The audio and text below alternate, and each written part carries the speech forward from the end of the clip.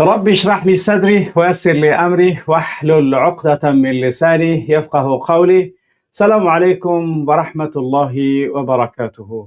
اللهم لا سهل إلا ما جعلته سهلا وأنت تجعل الحزن إذا شئت سهلا. خوب بیننده عزیز و گرامی، واقعا هم ما و شما فعلا در حالتهای خیلی حساس از این دنیای که ما و شما فعلا در آن زندگانی داریم و در این عصر تکنولوژی و در این عصر که واقعا هم پر از واقعاتی که همان در سالهای گذشته امکانی وقوع یک حادثه امکان داشت، اما پس از چند روز یا اینکه هفته یا ماه معلومات با تمام عالم می رسید. اما امروزها کاملا به چنین شکل و شیوه است. هر دقیقه و هر ثانیه هر اوضاع و وضعیت و حالاتی که می شود، حتی اینکه همون حادثه صورت گرفته، یعنی که در شبکه های اجتماعی و آن چیزی که رسانه ها و خبرگزاری ها انتشار می یابد که این دلالت از قریب شدن دنیا و این دلالت از همون وقوع علامات صغرای قیامت است که رسول اکرم در علامت هایی که 1400 سال قبل برای امتش آگاه نموده بود، دقیقاً همان حالت ها را ما و شما امروزها با چشم های سر میبینیم و کوتاه شدن روزها، قریب شدن یعنی دنیا با یک دیگر و بسیار از حالت های دیگری که در آن علائم 52 علامت هست، تقریبا اکثری از آنها ظهور کرد و امروز هم ما شاهد تمام همان حالت هایی که رسول اکرم برای ما و شما آگاه نموده بود.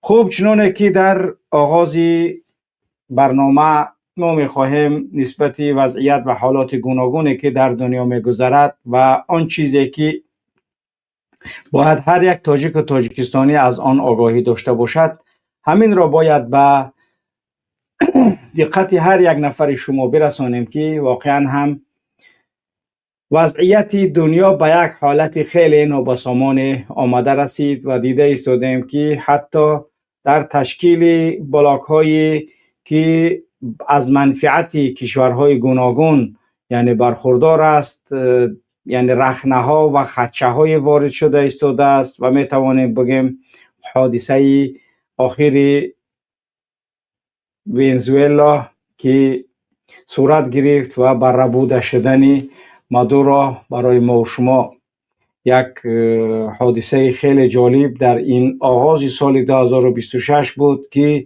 می توانیم بگوییم هرج و مرج های را و ناباوری های را در میان خوب دیگر قدرت های گوناگون دنیا با بار آورده است که همه شما شاهدید و نیاز به بازگویی ها نیست که خب باز هم میخواهند برای گرفتن گرینلندیا و چگونه دنیا در این مسئله پافشاری دارد و حتی با فروپاشی ناتو و حتی با وضعیت‌های گوناگون دیگر برده رسانده ایستاده است و دیده ایستادیم که در این 7 ماه اخیر و خاصتا در این نهایت سال 2025 و آغاز سال 2026 علت و سبب هجوم‌های به پایان روسیه به اوکراین و کشته شدن افراد زیاد و این چنین هجوم‌های به سرنشینان اوکراینی به روسیه که به موقع‌های خیلی حساس مهم روسیه هجوم‌های صورت گرفتند که بیش از 20 میلیارد دلار خسارات وزمین و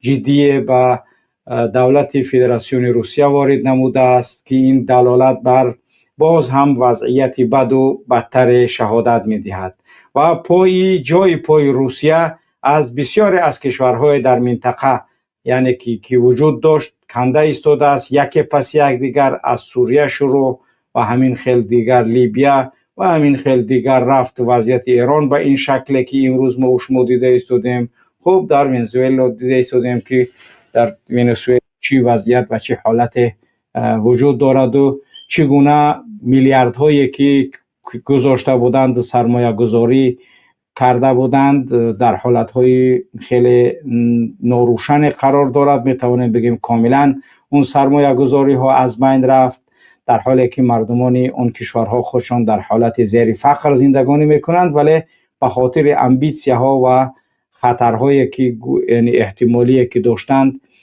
در اون کشور سرمایه گذاری کردند و امروز هم روسیه ضرر دید، هم ایران ضرر دید، هم چین تا جای ضرر دید و هم کوبا و هم کشورهای دیگری که میخواستند یعنی که ونزوئلا را در یعنی که حالتی در مقابل امریکا قرار بدهند و این یک وضعیت خیلی هرج و مرج کلان را به بار آورد و اخیراً در ارقام یا اینکه در همان آمار رسمی که در کشورهای گوناگون دنیا نظر سنجی میکنند و وضعیت‌های گوناگون دنیا را میسنجند دیده ایستادیم که ترکیه یکی از کشورهایی که گاز روسیه را میخرید تقریبا دیگر حتی روسیه در امتای فکش در یعنی که بحر سیاه با یک وضعیت خیلی وزمین قرار دارد که حتی دیگر میتوانیم بگیم تا سال 2027 یا 28 ترکیه کاملا دیگر از روسیه یگان گرم گاز نمیخرد و گازی که از همون بحر سیاه استخراج میکند دیگر میتواند به اروپا هم فروشد و دیگر اتحاد اروپا کاملا میتواند که دیگر از روسیه گاز نخرد که این یکی از ضربه های مهلکی دیگر به کشور روسیه به فدراسیون روسیه وارد شد و اینچنین متفقینی که وجود داشت به مانندی مثلا از نگاه اقتصادی البته منظورم از گاز که کشور هندوستان بود به چه وضعیت های ناگزیر گرفتار شده است که امکان زیر تحریم ها قرار گرفتنش یعنی که وجود دارد ولی در برابر اینکه اگر از روسیه گاز نخرد یا اینکه نفت نخرد امریکا به جای او چه الटरनेटिव را براش پیشنهاد میکند البته الटरनेटिव های گوناگون را براش پیشنهاد کرده است که آن هم باشد چی است بحر راههای بحری را در اختیار هندوستان قرار دادن که این به خاطر چی است به خاطر چین تا اینکه هندوستان را در مقابل چین قرار دهد در حالی که ما و شما بیشتر روی امریکا ایران اسرائیل تمرکز داریم یک یعنی خلایای خوابیده چندین عصره و ساله که میان هندوستان و چین وجود دارد اون کسی از ما و شما اهمیت نمیدهد حتی بسیاری از محللان در مورد هند و پاکستان فکر میکنند در مورد هند و کشمیر و پاکستان فکر میکنند در مورد افغانستان یعنی که نظرهاشون دارد اما در مورد آنچه حادثاتی که میان چین و میان هند با وجود میتواند بیاید که دو کشور گیگانتی میلیاردی و امکانی یعنی بسیار از حالتهای وخیم دیگری در منطقه با وجود آمدن امکان و وجود دارد که این خودش دلالت از یک کاتاستروفه از یک یعنی وضعیتی بعد و وخیم دیگر شهادت میدهد که منطقه ما و شما که کاملا در آسیا هست اگرچند ما در آسیای میانه قرار داریم ولی در مرکز آتش میتوانیم قرار بگیریم و این حرکت هایی که امکانی با وجود آمدنش دیده ایستادیم و میتوانیم بگیم که دنیا در یک حالت واقعا هم خیلی هرج و مرج قرار دارد و دیده ایستادیم که در امریکا چگونه یعنی وضعیت و حالتهای دیگری از نگاه سیاسی از آن چیزی که میانی حزبی یعنی که جمهوری خواه و حزبی دموکرات قرار دارد که این دلالت بر باز هم همون هرج و مرج های داخلی قوه سیاسی در امریکا هست البته اون یک نظام است که نظام امکانی باز هم ایستادن وجود دارد ولی افراد یا مهره ها هستند که عوض می شوند ولی خوب دیگر از نگاه ریتینگ و از نگاه بعضی از آمارهایی که قبلا در کشورهای متمدن اتخاذ می شود ریتینگ ها را دیده ایستادیم اگر به نظر یعنی که بگیرید می بینید که چی وضعیت ها در یعنی که منطقه با وجود دارد و چقدر حالت و وضعیت ها یعنی که دامنگیری این مردم دامنگیری این باشندگان کره زمین یعنی که با وجود آمده است و البته در دیروز که در پاریژ نشستی کشورهای بزرگ اروپایی یعنی که دایر گشت و دیدیم که چگونه توافقات میانی یعنی که اوکراین و کشورهای اروپایی و از جمله یعنی که فرانسه میزبانی حتی کشور اوکراین و کشورهای اروپایی از جمله بریتانیای کبیر هم شامل این یعنی که مجلس و شامل این صحبت هایی که در پاریس گذشت یعنی که بودند و این چنین امریکا نیز حضور داشت نماینده امریکا در قضیه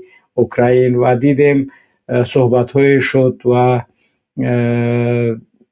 سروزیر پولند با یک از بیانیه‌های خیلی یعنی پر شدت خودش به همه اشتراک کنندگان بیان داشت که باید یک قرار جدی اتخاذ گردد. همه آنچه که ما تا امروز یک جای انجام میدهیم هیچ تأثیر به طرف روسیه منظور تأثیری مثمر به بار نآورده است. ما کار و این تحریم های 19 پاکت و این همه کارهایی که انجام دادیم هیچ تحولات تغییرات دیگری در جنگ به وجود نآمده است، یعنی که کشور اگریسور تا به حال کارش ادامه داده ایستاده است. این هم یکی از دیگر محرکات بود که در اون اجلاس دیروزه برگزار گشت و این چنین دادن نیرو یا سپاه کشور فرانسه، دولت فرانسه و بریتانیای کبیر به خاطر میانجی که میان اوکراین و میان روسیه قرار بگیرند در حالت وقوع هر حادثات دیگری که امکانی به وجود آمدنش وجود داشته باشد اگر پس از صلح البته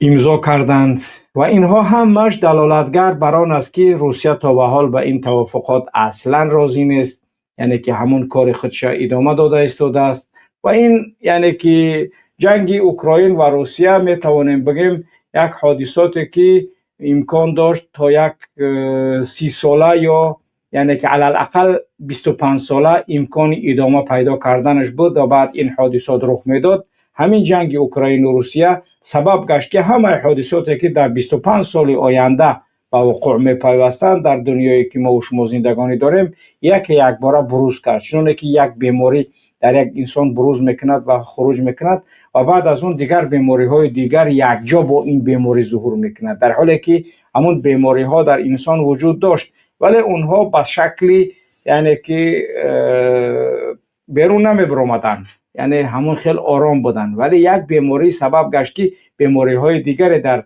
یعنی که جسم انسان چیکار میکند بروز میکند و اون ظهور میکند که دلالت بر همون بد شدن وضعیت همون بیمار است. و فعلا میتوانیم بگیم جامعه که ما و شما زندگانی داریم و این عولمه و این یعنی که دنیایی که ما و شما زندگی داریم پر از تضادهای واقعا هم یعنی خیلی وزمین که واقعا هم خیلی خطرناک است یعنی وجود دارد. من دیروز کسنجر یکی از دیپلمات های بزرگ امریکایی در حادثات روسیه را نگاه کردم و واقعا هم تحلیل های در قضیه های گوناگونی زیادی دیگری بود که مثلا تحلیل کرد از نگاه وضعیت کنونی که روسیه یعنی که خوب یک پیشگویی هایی که انجام داده بود واقعا انسان خیلی با فکر فرو می رود که این وضعیت و این حالتی که فعلا یعنی که وجود دارد یک حالت خیلی یعنی حساس هست که امکان هر دقیقه یعنی به وجود آمدن حادثه و قدرت نمایی کشورهای گوناگون دنیا یعنی دیده ایستادیم و شاهد آن شده ایستادیم و وضعیت تا به یعنی آنقدر ناآرام که نسبت مثلا دولت لیبیه و ترکیه که اصلا اهمیت جدی بسیاری از مردم در آن نمیدهند و براشون اهمیت ندارد و یک کالیسیاهای گوناگون دیگری هم وجود دارد نسبت کیپر و نسبت کشورهایی که در منطقه هستند و این چنین آن چیزی که رئیس ارکان دولت لیبیه که با 12 نفر بود والله اعلم یا 8 نفر در ترکیه هواپیما سقوط کرد و همشان هلاک شدند که ما و شما شاهد هستیم که لیبیا یک کشوری است که در مقابل اروپا قرار دارد و اونجا هم به دو بخش تقسیم است، یک بخش موالی روسیه و یک بخش دیگر که گویا یعنی که نیروهای ترکیه اونجا قرار دارند و این واقعا یک وضعیت خیلی یعنی عجیب و غریبی را فعلا یعنی به وجود آورده ایستاده است که این همه وضعیت و این همه حالت ها بیانگری واقعا هم بد شدن اوضاع دنیا از آغاز سال 2026. اگر از آغاز سال 2025 ما و شما شاهد به قدرت رسیدن ترامپ بودیم و وضعیت رو فکر میکردیم که در یعنی که 100 روز ما جنگ قرار میتیم، بلکه جنگ در 100 روز قرار نگرفت بلکه وضعیت از اون حالت پیشینه که وجود داشت تنها میان اوکراین و میان یعنی روسیه جنگ میرفت و کشورهای دیگر همچون جانبدار یا اینکه به خاطر حمایت منافع خودشون از طرف حمایت میکردن، چون که جنگ در افغانستان ادامه پیدا کرد و امریکا بر علیه روسیه در افغانستان کارش انجام داد که منجر به سقوط دولت پهناور شوروی شد و پس از خروج نیروهای یعنی که روسیه از افغانستان سبب پراکنده شدن و فروپاشی کشور شوروی شد و فعلا هم این کارها را ما دیده ایستادیم در یعنی که امریکا که بعضی از کارها و تحرکات انجام داده ایستاده است که واقعا هم همان دوران و همان حادثاتی که در ایام گورباچوف، البته گورباچوف نبود که یعنی که نیروها را به افغانستان وارد کرده بود، در دوره برژنف بود، ولی مهم که در دوره گورباچوف سقوط دولت شوروی پهناور به وقوع پیوست. ولی فعلا امریکا یعنی که خودش در مقابل متحدانش بسیار هم گیگانت نشان میده، واقعا هم قدرتمند است، ولی گاها بعضی از قدرتمندان هست که از در ناآمدی کار میگن که آتله دندان شکند. انا همین در ناآمدی کار آتله دندان شکند شه همیشه فکر نمیکنن و اون امکان ندارد. میتواند یک گرینلند یا میتواند یک دنیایی که یعنی که اهالیش نمیدونم باور که قد یک ریان امریکا نیست، یعنی امکان و سبب فروپاشی بسیاری از کارها می شود. بعضی افراد فکر میکنن که خیلی این نفر همینطوری کرد یا که همین دولت کرد، یک دولت میده که هیچی نمیشوی.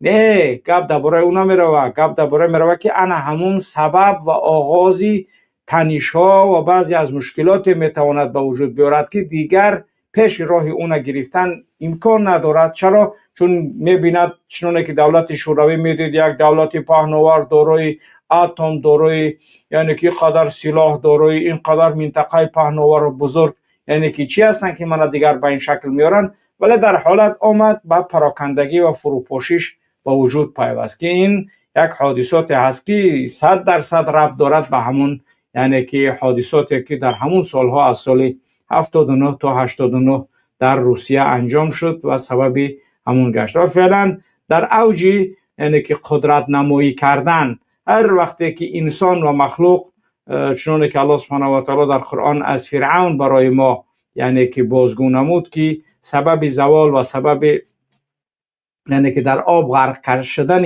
خود فرعون بود، همون انا ربکم الاعلی گفتنش بود که من هستم پروردگار بزرگ شما، یعنی که این سببی بالاترین وضعیت و حالتی که در یک انسان اوج قدرت میگن. در وقتی که انسان به اوج قدرت رسید انا همون حالتی چی است؟ حالتی هست که آسیب پذیر بودنش است. چرا؟ چون انسان مخلوق است و مخلوق همش آسیب پذیر است و همه آن قدرت ها و قدرت نمایی هایی که کشورهای ابرقدرت دارن انجام میتن در مقابل یک کشور کوچک هم که باشد سبب بسیار هم مشکلاتی بزرگ امکانی به بار آوردنش است. چرا؟ چون که یک انسان وقتی که مثلا انسان الله سبحانه و تعالی به همون خاطر در قرآن برای ما میگه که اگر این بسط الله رزق لعباده لبغوا فی الارض ولکن ینزل بقدر ما یشاء. خداوند اگر میگه برای بندش همون رزقی که معین کرده است همون رزق بیشتر برای بنده اگر بتیه در دنیا سرکشی میکنه، به همون خاطر به اندازه توان همون بنده یعنی که چیکار میکند خداوند برای انسان همون رزقش عنایت میکند. به همون خاطر است که وقتی که انسان به اوج کبریایی بزرگ رسید پس زوالش میرسد.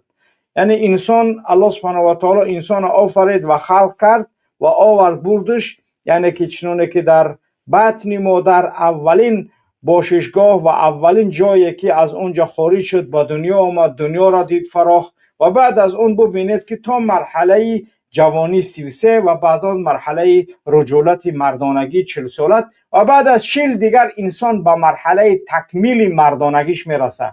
یعنی که جوانی که 33 ساله است جوان است، تا 33 ساله را او را ما چی میگیم؟ یعنی یک بچهش میتونیم بگیم، ولی 33 ساله که شد عینی جوانی یک مرد رسید. وقتی تا 40 ساله رسید مرد میشود. وقتی از 40 گذشت مرحله کهولت و مرحله با پایان رسیش رسید دیگر.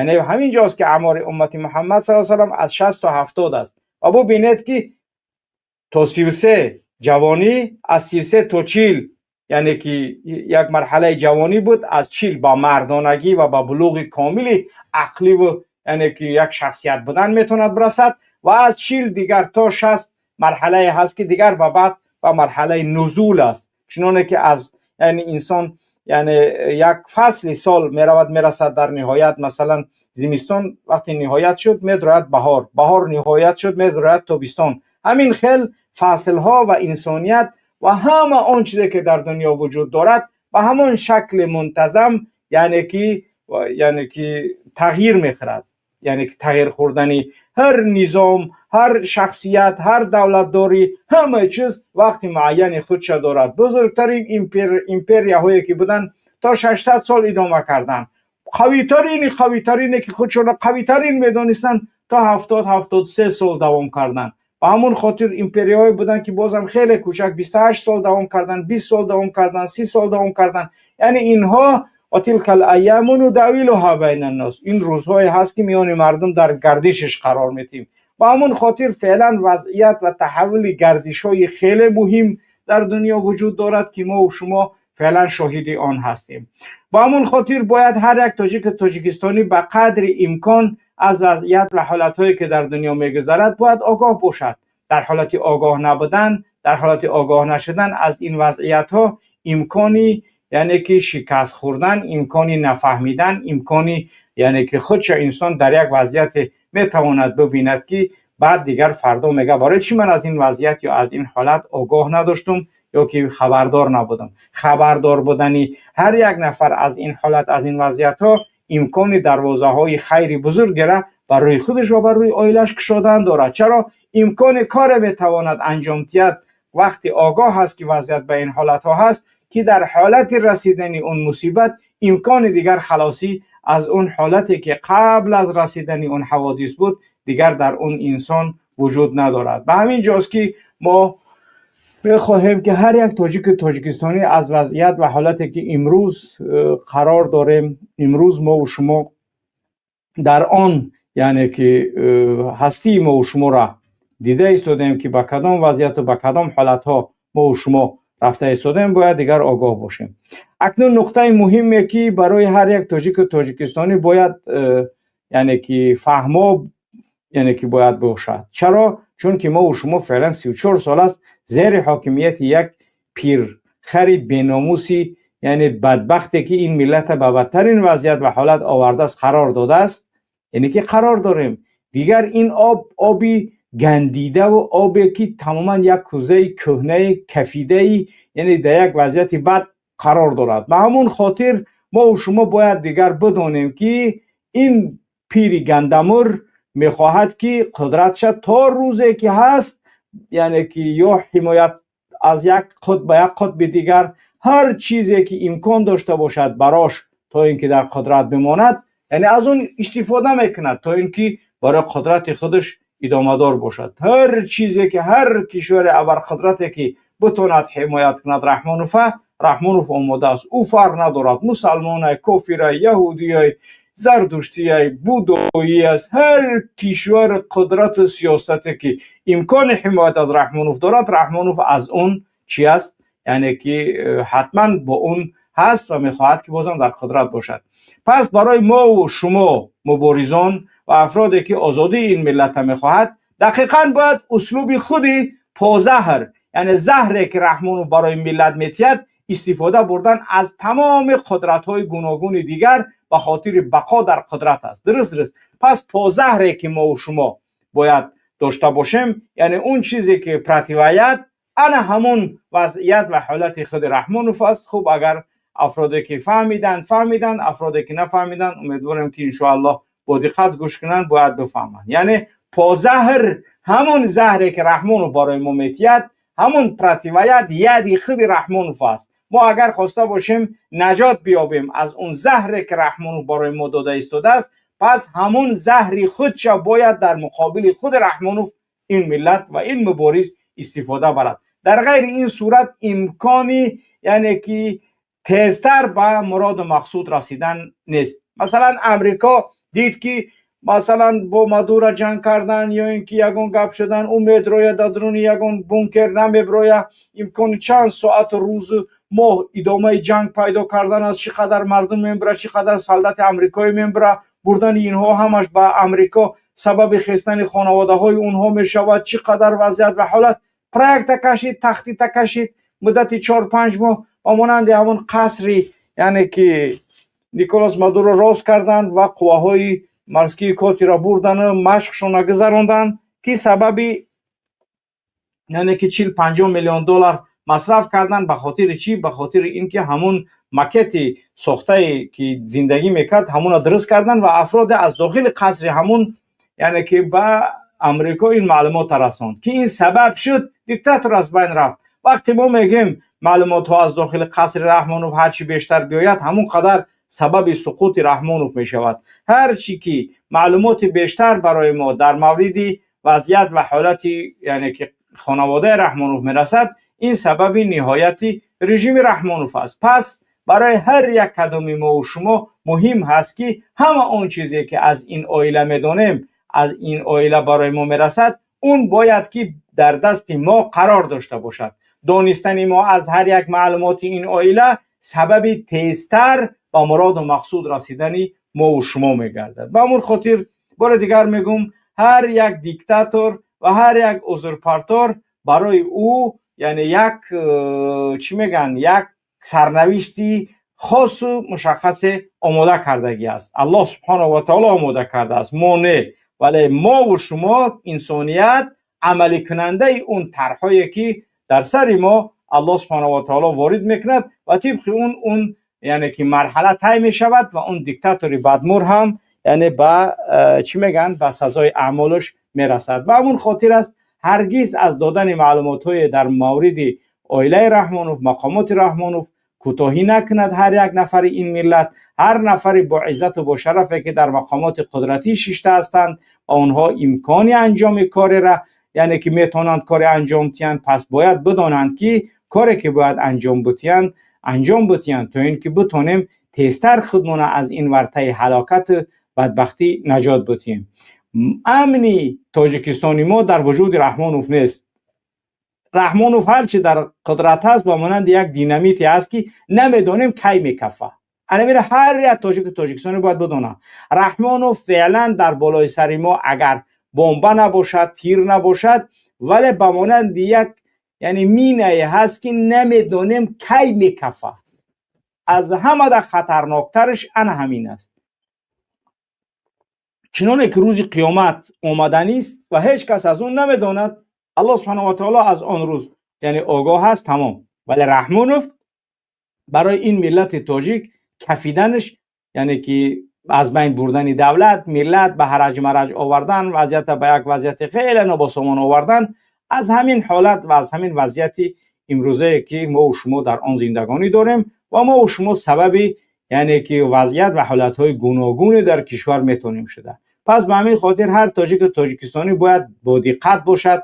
هر تاجیک تاجیکستانی باید در هر یک عمل کرده که انجام میتید از سالهای گذشته خیلی باید بعد یعنی که قوی اراده و مطمئن در بسیاری از وضعیت و حالتها باشد، چون که وضعیت نه وضعیت سال 2020 یا 16 یا 14 یا 13 یا 21 یا 22 نیست. وضعیت کاملا به شکل دیگر است. هر یک تاجیک تاجیکستانی باید دقیق بفهمد که این سال خیلی وزمین هست. چون که یعنی که از آغاز سال تحولات صورت گرفته ایستاده است که در مدار و طول سال 2025 و 24 اصلا به این وضعیت یعنی که حادثات به این شکلی برق‌آسا تغییر نخورده ایستادند و هر ثانیه تغییرخوری وضعیت و اوضاع ما دیده ایستادیم. الله شاهد است 30 دقیقه پس نگاه میکنیم یک وضعیت و یک حالت دیگر یک یعنی که بیانیه از یک کشور در حالت وضعیت کنونی عالم رفته ایستاده است که من در این وضعیت چنینم، من در این حالت چنینم، من اگر این باشد این میشود و این باشد این میشود. امکان فروپاشی اتحاد اروپا با وجود آمده ایستاده است، به بعضی از کارهای شده ایستاده است. اگر در حالتی که بعضی از تحرکات از جانب امریکا صورت بگیرد این واقعا هم خیلی یک حالت هرج مرج بزرگ است. وقتی که اتحادیه ها از بین می رود، پس دیگر هر کشور سمستیت خودش انجام میتید، هر کاری که بخواهد. 27 کشور خیلی که فعلا با یک قرار کارشون انجام میتین، یک اوربان بود دیونه که بود همه را هم اروپا در یک وضعیتن یا اوربان در یک وضعیت است. حتی ارزو میکردن همین اروپایی‌ها خیلی یک چوکی همین پست میروه، ای وظیفه که میروه، بعد دیگه وضعیت ما تیج میشه. یعنی ارزوی سیاستمداران اروپا حتی برای اوربان همین بود، یعنی که ونگریا که خیلی میروه به نزدیکی میروه، یعنی پست میروه بعد یگون آدم دیگر میگه گپ میشه، یا اینکه اسلواکیا. یعنی واقعا بعضی از کشورها یعنی که در همین اتحاد با مشکلات از همون یک نفر دو نفر، یعنی که اونها وضعیت و حالتهای خودشون با روسیه بودن یا اینکه یک جو بودن با روسیه میدونستند و خودشون به همین شکل، یعنی اونها چی هستند؟ یعنی یک مشکلات در داخل همین اتحاد کشورهای اروپایی تا جای یعنی وضع کرده بودند. ولی در حالتی که یعنی که این فروپاشی اگر به وجود بیاید و هر کشور به شکل خودش به همون حالت خودش اگر دیگر قرار بگیرد، پس دیگر شیشتن صحبت کردن با هر یکی این کشورها در هر قرار کارهایی که صورت میگیرد، دیگر اون وضعیت واقعا هم کاتاستروفیک می شود و این هیچ وقت به منفعتی یعنی که بسیاری از کشورها نمیتواند باشد و این چنین میتواند به منفعت بعضی از کشورهای ذی نفع، یعنی که میخواهند که نفع برند از این پراکندگی به سود آنها میتواند تمام باشد، که وقتی که کشورها پراکنده شدن امکانی به هر شکل با اونها بازی کردن صحبت کردن یعنی که دیگر وجود دارد. دیگر یک وقت نگاه میکنی که مثلا یک کشور کوشش کرد که با روسیه کارش انجام داد، یک گپ شد و دیگر این کشور دیگر با روسیه که مشکل دارد تو در اوجا نیروی روسیه در آمده است، من در اینجا تهدید میکند گفته، یعنی که وضعیتی خیلی وزمینی را به وجود میارد. به همون خاطر جنگ اوکراین و روسیه سبب تغییرات عالم و سبب وضعیت و ادامه پیدا کردن این جنگ واقعا هم بعضی از حالتها را تیزاند که این حالتها را یعنی محلل ها تا 25 سال آینده در نظر داشتن که به وقوع بیاید. نه به این قدر یعنی که حالت تیز و نه به این قدر وضعیت ها، یعنی اینها همش سببگاری یک بروزی یعنی که جنگی گلوبالی کلانه که و کشورکشایی یعنی که ولادیمیر پوتین یعنی که برمیگردد به همون امبیسیه کشورکشایی ولادیمیر پوتین که انجامش یعنی که نه با او خودش یگان چیز فایده داره. این وضعیتی که فعلا روسیه را قرار داده است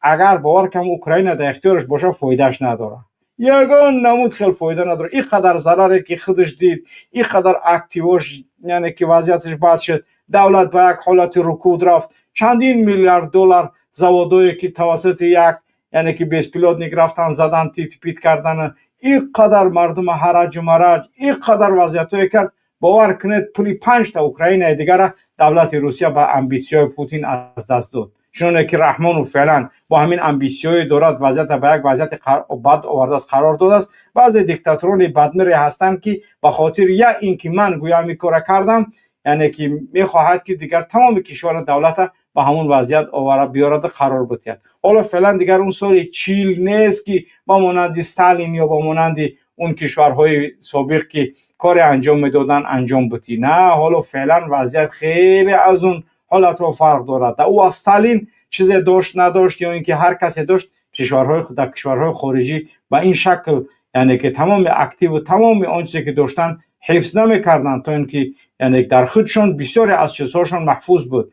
ولی فعلا هیچ کشور بدونی یعنی کشور دیگر نمیتواند کار را انجام بده، همه به یکدیگر وابستگی بزرگ دارد که در حالت هرج مرج پیدا شدن ما مشکلات بزرگی در جامعه داخل خود همون کشور میتواند که به وجود بیارد. و همون خاطر هر یک تاجیک تاجیکستانی باید بداند و بفهمد که وضعیتی که فعلا ما قرار داریم وضعیت سوپر یعنی که حساس است، وضعیت سوپر بد است، وضعیت سوپر از حالت اساسیش به یک حالت بحرانی رفته رسیده است، چون هر یک شب خواب میره صبح میخزید نمیدونی که چی گپ شده است و امکان یک گپی بد شدن در یک کشور دیکتاتوری هم که باشد آرام بوده است به یک شکل، ولی باید دیکتاتور دیگر با یک قدرت نمای دیگر پیسند نیست، اون سببی کاتاستروفه و فلاکت های زیادی در کشورهای دیگر امکانی به وقوع پیوستن است. چرا؟ چون این کشور هم پیمان دارد، چون این کشور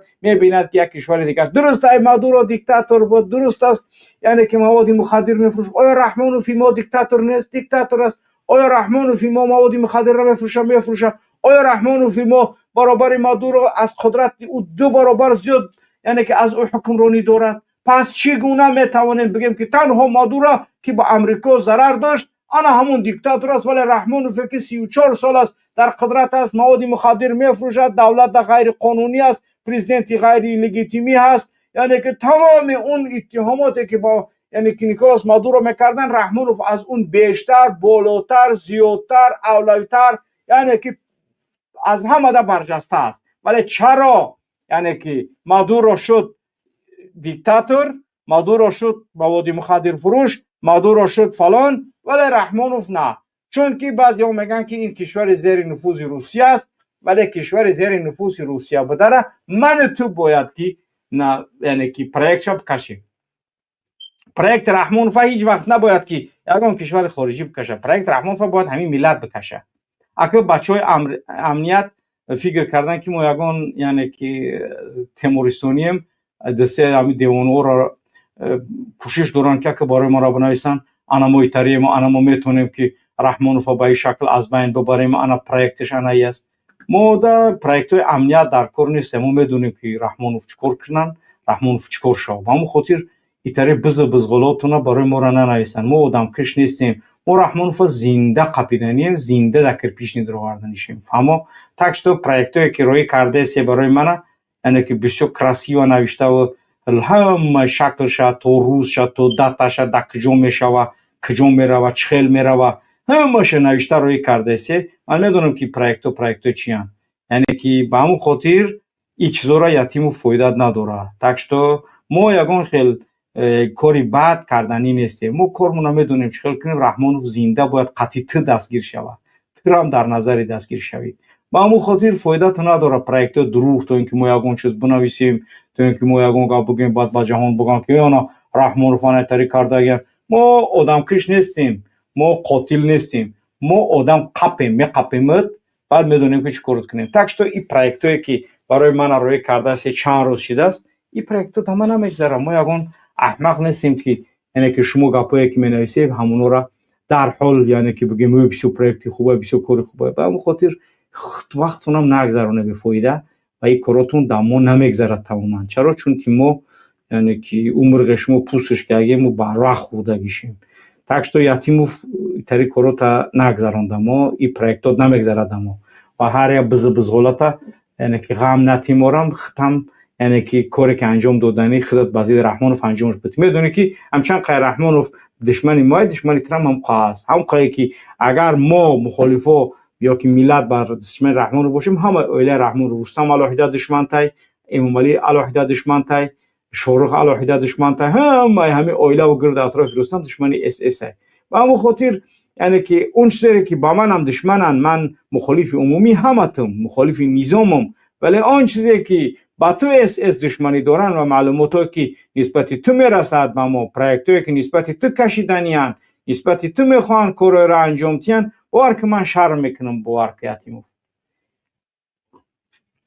یتیموف باید خوب بفهمه که کارهایی که بزیدش انجام داده ایسن او کارو دیگر یعنی که حتی من شرم میکنم با اون وضعیت، با اون کارهایی که یعنی که رستم شورخ بزیدی تو پروژه کشیده ایسن. من همچنین مخالف، من دوستت نمیدونم، من ترا یک دشمنی ملتت میدونم، من ترا همه چیز یکی با همین پروژه‌ای که شورخ رستم بازی تو کشیده ایستن باور که من یعنی که فکر که یا آدم ایقا خدمت کرد دولت رحمانوف ایقا با این وضعیت آورد رسانید، جنگ با اسلام تو کردی، تو ملا را زندانی کردی، تو یعنی که زیر دین خستی، تو مسجد رس کردی، امنیتی طرف مردم با وضعیتی بد آورد، همه حالت ها را در درون کشور ما و تو انجام دادی. تو ایره رستم نکرد، ایره شورخ نکرد، ایره تو کردی، تو یتیموف. ولی امروز میاین رنگی یعنی که پاتینکا وره، رنگی تریابکا وره، رنگی ریفولا وره میخوان استفاده برن. انمیش منه مرد بچه وقتی میبینه که یه آدم خدمت کرد به یه آدم واقعا مردانه خدمت کرد، ولی وقتی یه پرتینکا استفادهش میخوان برن، وقتی یه پریزراتیو وره میخوان استفادهش برن، اینمی منه که دشمنی تو، من تو را دوستت نمیدارم، من تو را میدونم که تو یه بدبختی، ولی وقتی میبینیم که به این شکل تو را یه رستمی گنگک، یک شارخی، یعنی که بچه سعید فتاح، یعنی که میخوان کار بازیدت بکنن به این شکل نامردی، واقعا من همچون مخالفی تو با تو این چیز روانه میخوام ببینم. یعنی نمی چیزا رو مردک وره مطرح گفته هستم بفهم که یعنی واقعا وضعیت نه به اون شکلی که تو فکر میکنی به همون شکله. پس این وضعیت چی وضعیت است؟ وضعیت خیلی بد، هم در داخل و هم در عمومی اونچه که در یعنی که دنیا گذاشته ایستاده است. ولی این وضعیت اداره کردن به شکل عادی غیر امکان است که این وضعیت ها به این شکل عادی یعنی که بگذرد.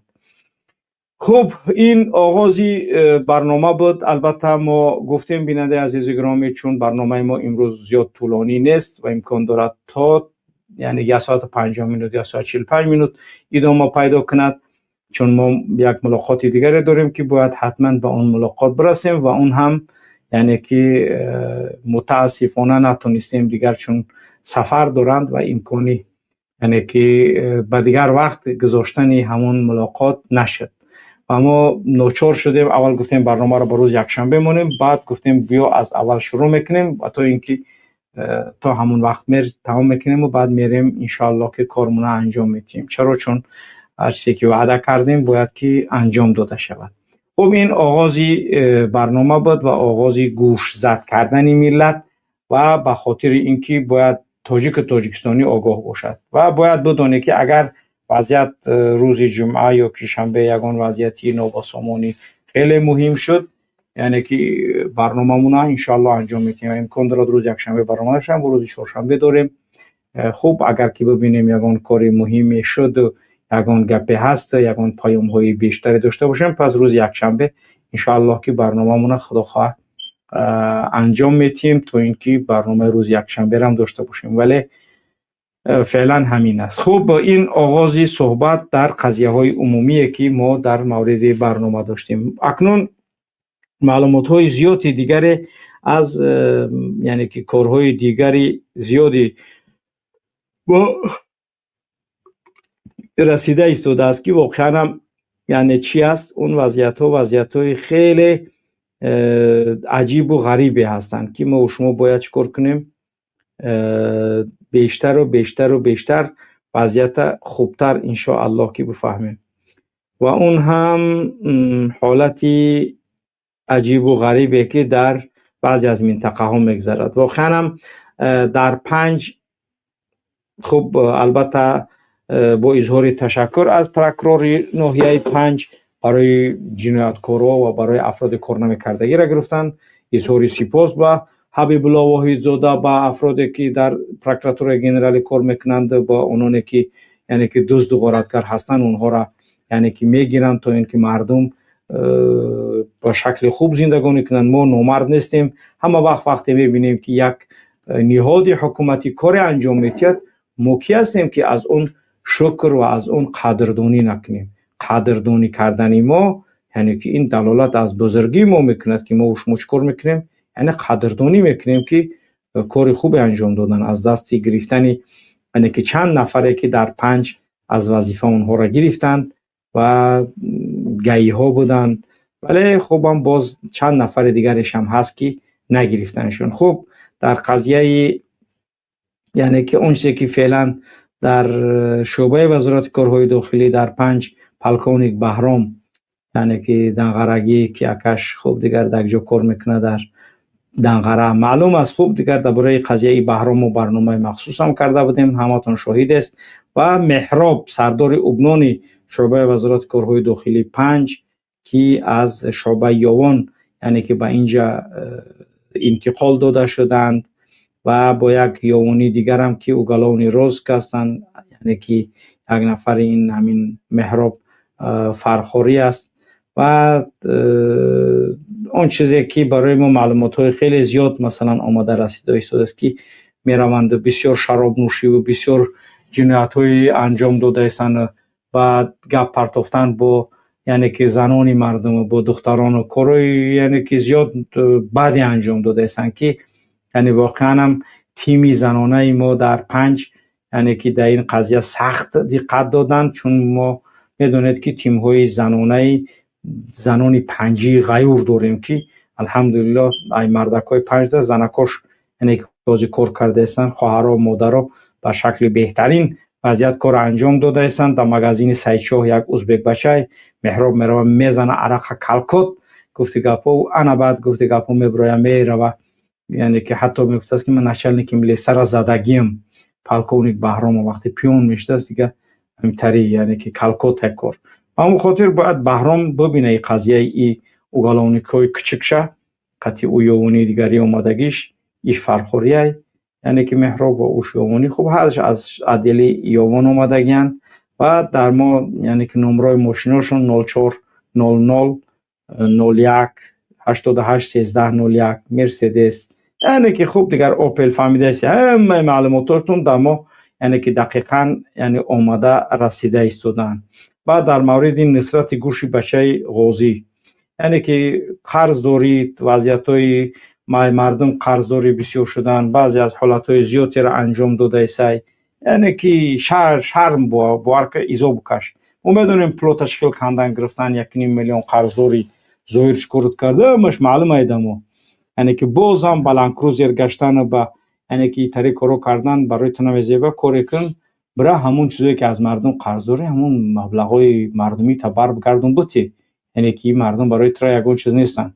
فرهنوزا یعنی که میتونی پول داده، فرهنوزا میتونی ماشینش خریده، فرهنوزا یعنی که بوی شوش طلاقش کرد یعنی که طلاق ملاق نبودی خب بود تو گرفتیش که روشم پیش بدی لطت کن شتلتت کن برای همی با گفتی گپا عبرت نگشتی مدی با قفای فرهنوز با سرش کرد بود تو گرفتیش خیلی مایلش خیلی لوبوف مارکوف نیکی وضعیت مردم هم دقت بتی که به این شکل ها معلومات زیاد برات رسیده است یعنی که مهم کارهای بد انجام نتیه. چرا؟ چون که ما هم زیر نظارتی یعنی که تمامی خواهران 5 قرار دارد و وضعیت میدونید که زنها از مردها بیشتر وضعیت را میفهمند و وضعیت خیلی عجیب است. من خاطر خوب با دقت باشید تا اینکه یعنی اون چیزی که برای ما میرسد اونها دلالت کننده بر این هستند که وضعیت در دست ما در نزد ما با صورت خیلی خوبه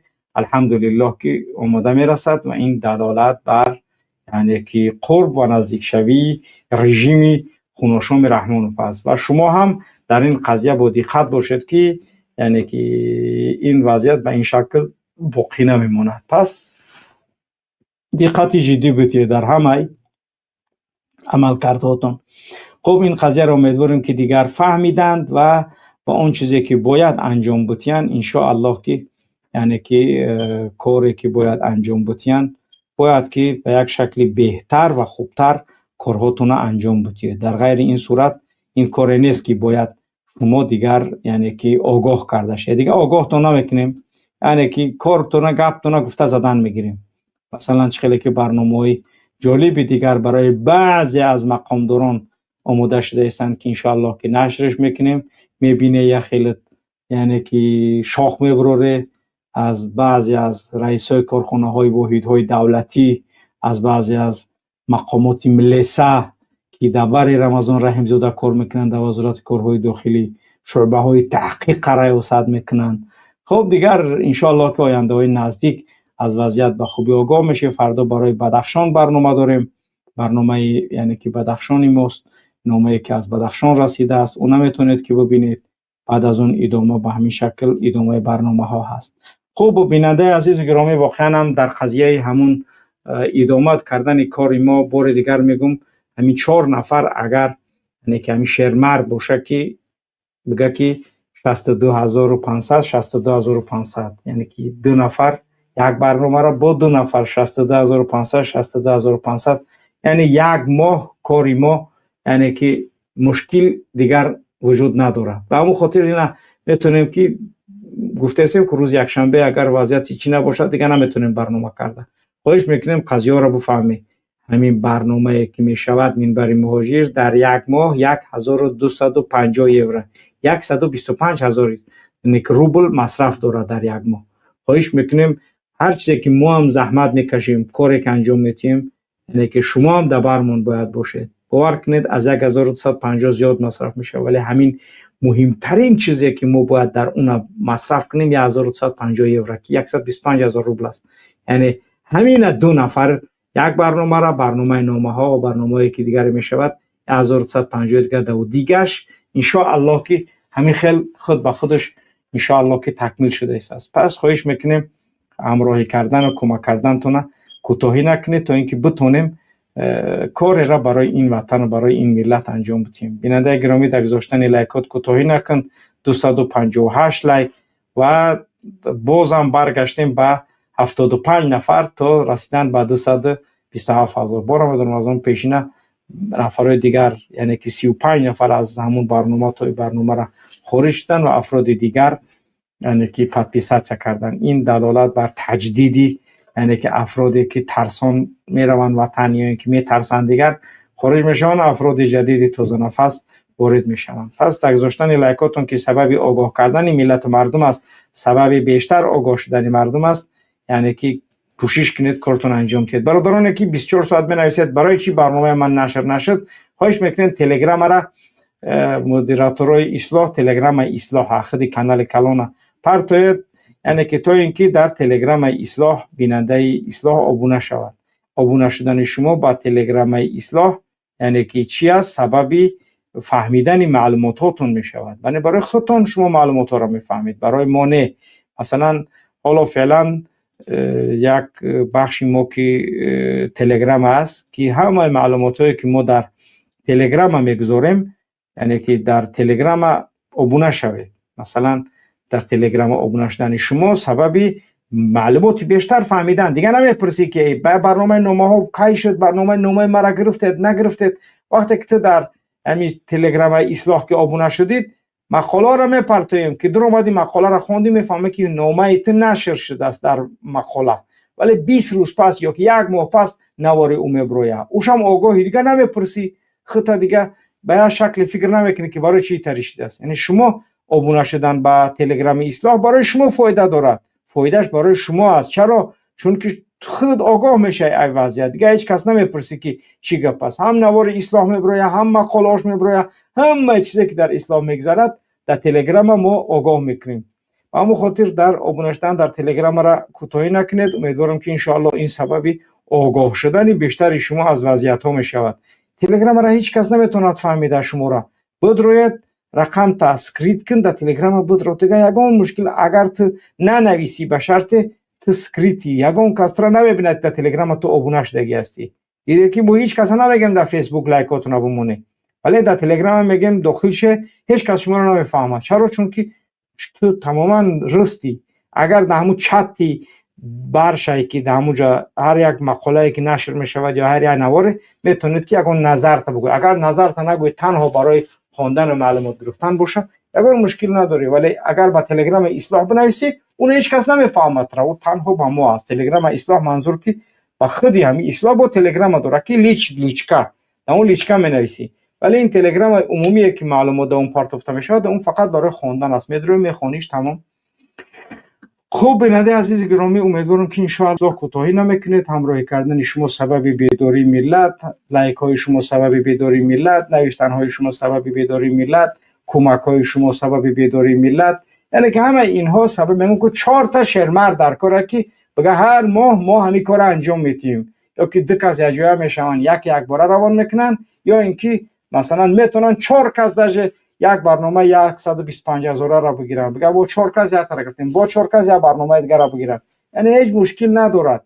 تنها و تنها مرد بدن در کار، تنها و تنها در برابر این کار انجام دادن. اولی ما با پیروزی میرسیم. یکی برادرانی که واقعا هم مشکلات دارن ولی در برمون بدن، چگونه ما اونها را نگیم که شما واقعا هم در مشکل ترین حالت ها در برمون بده. وقتی ما یعنی که خداوند با اون روز میرسونه ما را، ولی اون وقت اگه حضرت ما قطیتون بودم و خیلی میترسیدم ایو چه بخشت منم یگان نمود که عذری قبول نیست، به خدا قسم یگان عذر شما قبول نیست. برای چی؟ به خاطر اینکه میتونستی همون برادری که با ما هست هیچ کس نمیفهمش. تماس میگیره حضرت چیکار کنم نمیکره بکن تمام یک جا کمک مبرسونم در فلان جا فلان چیز است فلان یگان مشکل وجود ندارد. ولی شخصی که نمیخواهد او یگان که برادر از سوخت میتونه، برادر از حصار میتونه، برادر ازبکستان میتونه کمک کرده. اگه تو چخیل در آسیا نمیتونی همون واتساپ در تلگرام ابنای سلام علیکم من میخوام خدمت کنم از امریکایی، از اروپایی، از کانادایی، از گفتی گپا انگلیایی، از هر کجایی که هستید تماس بگیرید تا اینکه باور کنید باید کارمون انجام بدیم. مثلا امروز برنامه داشتیم، اگر که برنامه زیادتر می داشتیم میتونستیم که صبح برنامه یا برنامه میموندیم بعد از ظهر، یعنی که این برنامه منبر مهاجر که هر روز برنامه بروه اگر چندی هر روز هم همیشه رفته است ولی بازم میخوایم که بیشتر کار انجام بدیم. وقتی که ما میتونیم که در اختیارمان لوازماتی که باید انجام بدیم داریم پس در ادامه کار برای ما هیچ مشکلی به وجود نمی آید. تنها و تنها همراهی کردن در کار. خوب بیننده عزیز و گرامی، برادرانی که میخواید صحبت کنید بار دیگر میگم که وقتی زیاد نداریم، ما تقریبا 45 دقیقه دیگه برنامه ما ادامه پیدا میکند. از این بیشتر برنامه ما ادامه پیدا نمیکند. چرا؟ چون ما ملاقات داریم، باید که حتما رویم. اگر برادرانی که صحبت کردنی باشید مرحمت وارد برنامه شد صحبت کنید تا بتونیم برنامه را ادامه بدیم تا 45 دقیقه دیگر.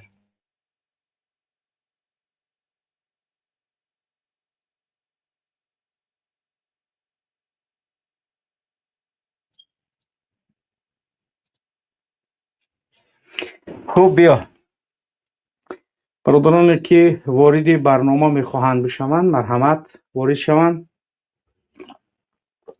اگر که توسط یعنی که واتساپ صحبت کردنی هستید مرحمت توسط واتساپ صحبت کنید، هیچ مشکلی انشاءالله که وجود ندارد. بله واتساپ بفرما. واتساپ. بله بله محمد جان. بله بله بله محمد جان سلام علیکم. و علیکم السلام و رحمت الله. سلامتیتان خوب؟ سلامت باشید. نو در آمدم اکنون نمیدونم شما چی داشتیتان موضوعاتان.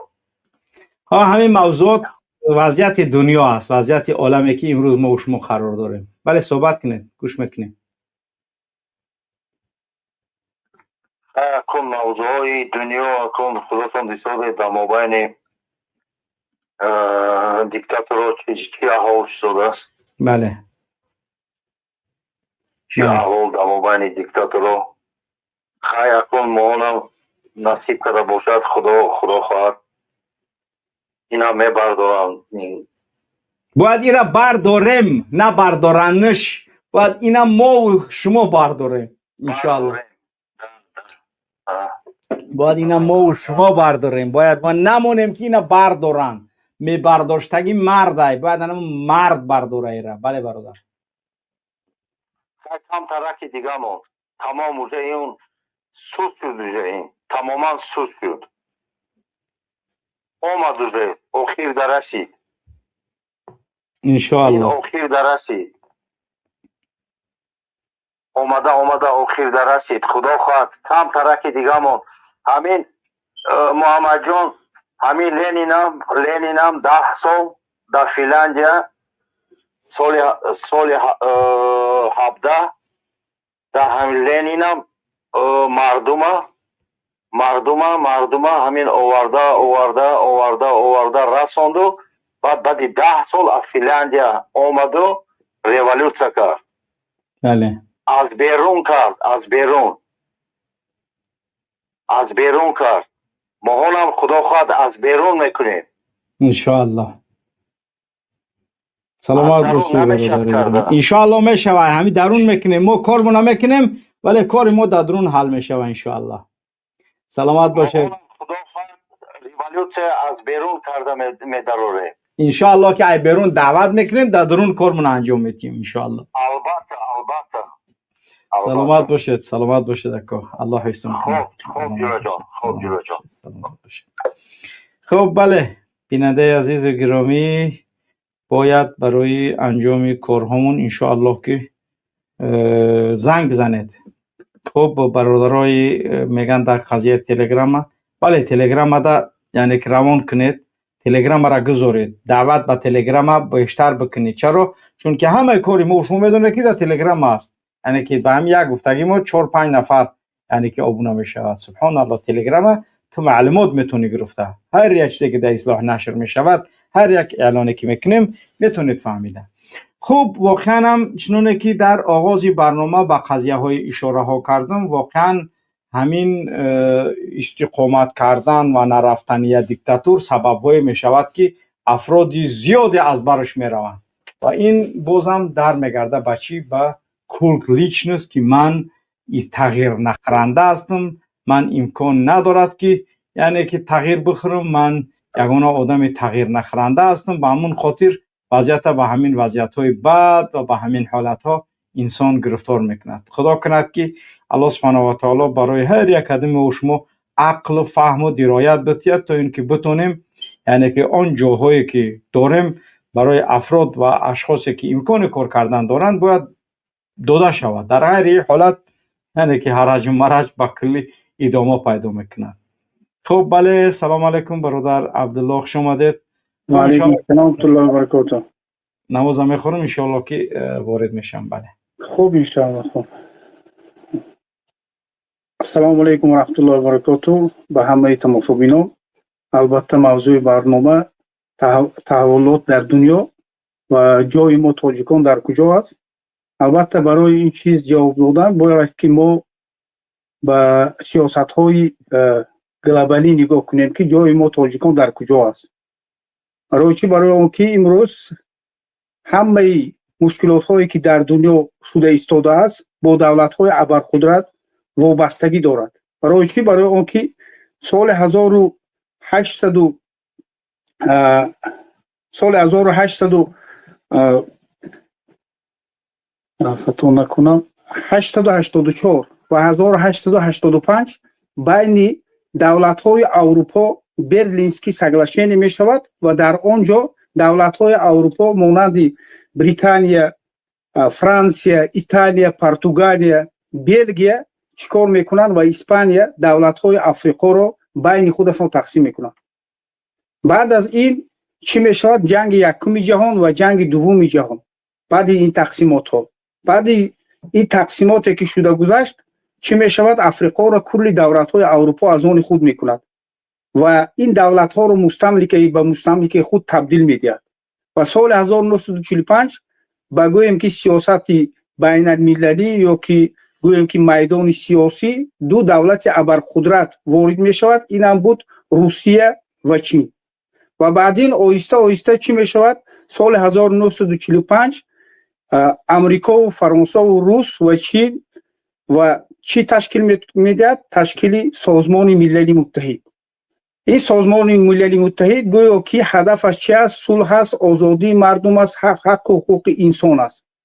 با این گویم که با همین شعارها آهسته آهسته امریکا و این دولت‌های روسیه و دیگر دولت‌ها چی طلب می‌کند؟ گویا که هر دولت‌هایی که هست در زیر نفوذهای این دولت‌ها هست باید که آزادی خودشون را چیکار کنند؟ به دست آورند. و من بعد چی می‌شود؟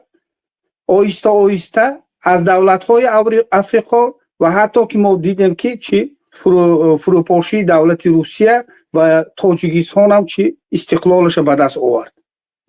لیکن بعد به دست آوردن استقلال این دولت‌ها در حقیقت صاحب استقلال شدند یا نه؟ البته که نه. بعد حتی که رفتن این دولت‌های ابرقدرت، این دولت‌های ابرقدرت در کرسی‌های رئیس جمهور اگنت‌ها یا نفرهایی که به اینها صادق بودند یا خدمت می‌کردند اینها را باقی ماند. و یگانه راهی که این حاکمیت در کنترل خود نگاه داشتن چیکار کردن؟ به این حاکم ها قدرت های بزرگ دادن که حتی که این حاکم ها میتواند که صدها و هزارها نفرها شهروندان خودشان را زندان کند یا که قتل کند. به این قتل و کشتارها این دولت های ابرقدرت نگاه نمیکنند، پروا نمیکنند. برای چی؟ برای آنکه هدف این دولت‌های ابرقدرت حمایت حقوق انسان یا که حقوق شهروند نیست، بلکه چی است؟ منفعت‌ها، بایگری‌هایی که در این کشورها هست از آن خود کردن است. لیکن ما می‌بینیم که وقتی که مقصدهایی یا که هدف‌های این دولت‌های ابرقدرت با همدیگر روبرو که شد، می‌بینیم که بین این دولت‌ها چی می‌شود؟ جنگ‌های بزرگ می‌شود. جنگ‌ها البته که در داخل کشورهای این دولت‌های ابرقدرت نیست، بلکه در کجا؟ در دولت‌های سوم جهان. ما می‌دانیم که چگونه در لیبیا شده گذشت، چگونه در عراق شده گذشت. امروز عراق و لیبیا چی است؟ یک دولت واحد نیست، دولتی تقسیم است. امروز باز ما می‌بینیم که چی است؟ در اوکراین همین جنگ سال 2014 روسیه به اوکراین هجوم کرد و کریم را از آن خود کرد. بعد این چی هدف گویا که حمایه روس زبانها گفته به دنیسک و لوگانسک هم هجوم کرد. با سال 2022 روسیه کلاً با همه حربیش با قواش به اوکراین هجوم کرد. این هم چی بود؟ روسیه میخواهد که از زیر سلطه‌اش اوکراین به طرف غرب نرود و غرب میخواهد که چیکار کند؟ این منطقه‌ای که روسیه را همچون یک دولت ابرقدرت در این گویم که جغرافی نشان میدهد، آیسته همون قسمی اروپایی روسیه را چیکار کند؟ از روسیه کشد گیرد. بعد از که اگر که همین اوکراین از دست روسیه رفت، روسیه چی میشود؟ یک دولتی منطقوی، نه اینکه یک دولتی گلوبالی، یک دولتی با یک دولتی منطقوی که چند دولت‌های آسیایی منطقه را کنترل میکند. از برای همین اگر که نگاه کنیم کل تغییرات‌هایی که در دنیا شده گذشت، سالهای 2011 چندین دولت‌های عرب مانند یگیپت، تونس، لیبیا چی شد؟ در اونجا تغییرات‌ها شد، مردم به خیابان‌ها برآمدند، آزادی طلب کردند. البته که وقتی که ما خوبتر نگاه کنیم این همه برآمدن مردم به خیابان‌ها، البته مردم از همین قشاقی، از همین ظلم مانده شده بودند. وقتی که مردم یک پروگرام درست ندارد برای حل زندگی، بردن سیاست و معامله بین دولتی، چی می شود؟ باز به دام این ابرقدرت ها می افتد و بازیچه دولت های ابرقدرت می شود. لیکن ما می بینیم که بعد رفتن قدافی یا صدام حسین در عراق تغییرات نیست. حالت مردم عراق باز قشاق است. در یگیپت باشد، در مصر چی است؟ امروز می بینیم که بعد خواست مبارک، رفتن خواست مبارک کی آمد؟ مرسی آمد. 2 سال حاکمیت کرد. بعد از آن باز کی آمد؟ اگنت امریکا سیسی آمد، تبادلات و مرسی را زندان کرد و خودش در بالای حاکمیت است. مردم اونجا قشاق است. لیکن امروز حالت ما تاجیک ها، ما در کجا هستیم؟ ما دیدیم که در بنگلادش شد، حاکمیتی که بود در بنگلادش چندین سالها، 10 سالها حکومت کرده بود. از پدرش تا دخترش چی شد؟ سقوط کرد، به هندوستان فرار کرد. ما دیدیم که سودان وقتی که دو دولت ابرقدرت وقتی بایگری سودان را تقسیم کردن توانستند، سودان را چیکار کردند؟ به 2 تقسیم کردند سال 2011. امروز ما می‌بینیم که باز در سودان جنگ است. مسئله چی است؟ باز در اونجا چی است؟ دولت‌های ابرقدرت به یک گویم که مقصد آمده نمی‌توانند. امروز باز سال 2025 در چی؟ در سودان جنگ است. باز می‌خواهند که سودان را باز تقسیم کنند. مقصدها، هدف‌های دولت‌های ابرقدرت برای چی است؟ برای بایگری‌های دولت‌های کوچک، دولت‌های خود را از آن خود کردن است. نه اینکه برای چی؟ حفظ و امنیت مردم و انسان‌ها باشد. از برای همین امروز ما می‌بینیم که خیلی که محمد اقبال گفت، امروز کلاً دنیا دیگرگون شده ایستاده است. باز امریکا می‌خواهد که اروپا را ضعیف‌تر کند و کل قدرت‌ها، قوت‌هایی که هست در دیگر دولت‌های سوم جهان از اونجا قوت و قدرت اروپا رو برآورد و اروپا را همچون یک دولت ضعیف محتاج به امریکا گرداند. این هم میبینیم که چی است؟ گرینلند را از آن خود گفتن میکشیم کشیده میگیریم گفتن، لیکن از یکی چی دانیا پریمیر مینیستری دانیا میتی همون پریمیر مینیستری دانیا برآمد گفت که این چگونه می شود که یک دولت صاحب استقلال امریکا میخواهد از آن خود کند. ما حالا اینکه این زمین رو گرینلند رو فروختنی نیستیم، حالا که ما میبینیم که چی امریکا میگوید که حتی که مکزیک رو از آن یک شتات امریکا به امریکا تبدیل دهد. حالا این میبینیم که امریکا به دیگر کشورها تهدید میکند. همه مقصد برای چی است؟ برای همچون یک حاکم گلوبالی، حاکم یگانه دنیا شدن و بایگری این دولت‌های سوم جهان را از آن خود کردن. لیکن مسئله تاجیک‌ها امروز ما در کجا هستیم؟ همین ظلم‌ها، همین قشاقی‌ها همش در داخل تاجیکستان هست. ما کدام راه را انتخاب میکنیم؟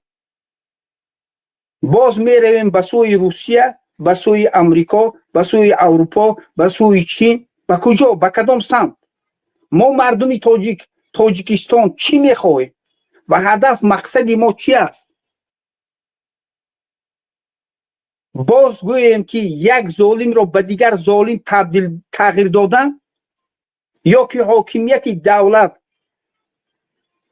و یک دولت عدالت پرست، آنجا حق و حقوق انسان، ناموس انسان، شرف انسان، دین انسان حمایه می شود، به همین گونه دولت تبدیل دادنی هستیم. اگر همین گونه هدف ما باشد، برای چی امروز مردم تاجیک به جنگ اوکراین می رود؟ برای 300,000 برای شهروندی روسیه، برای مردن، برای شهروندی یا پول به مردن راضی است.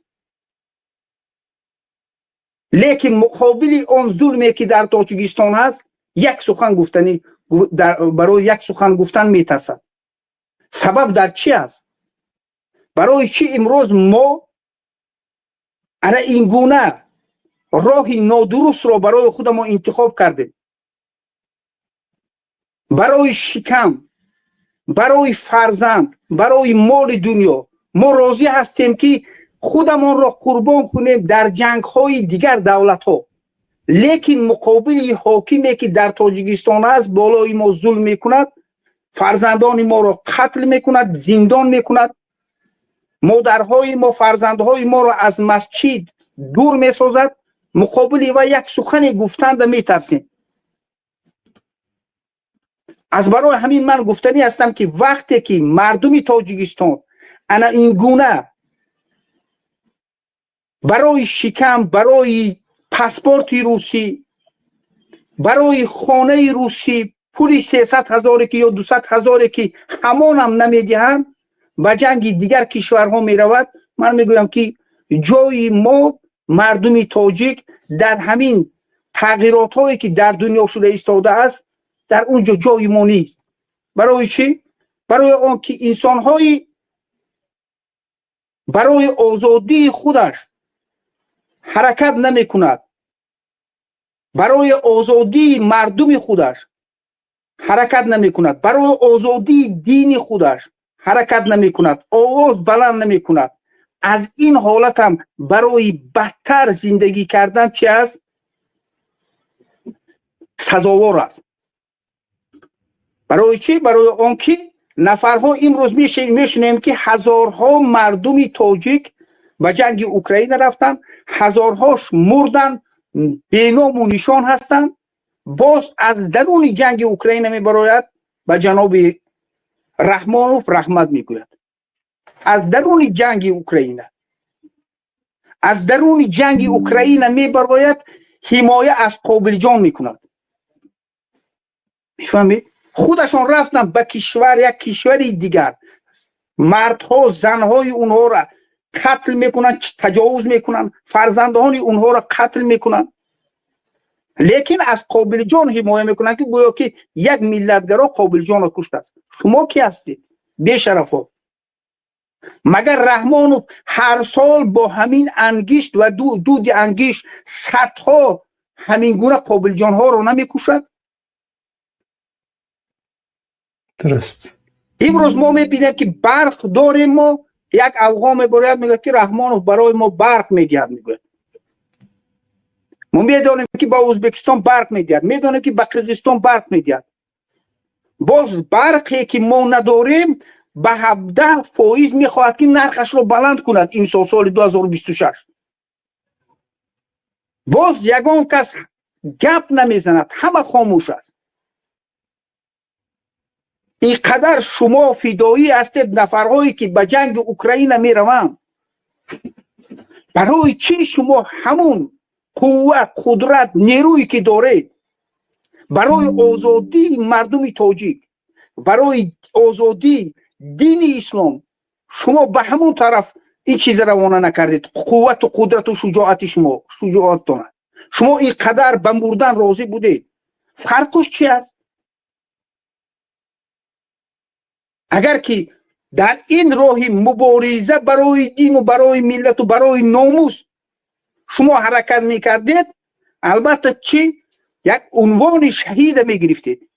لیکن وقتی شما میروید برای پول، برای شکم، برای شهروندی به خاک اوکراین، شما هیچ چیزی هستید.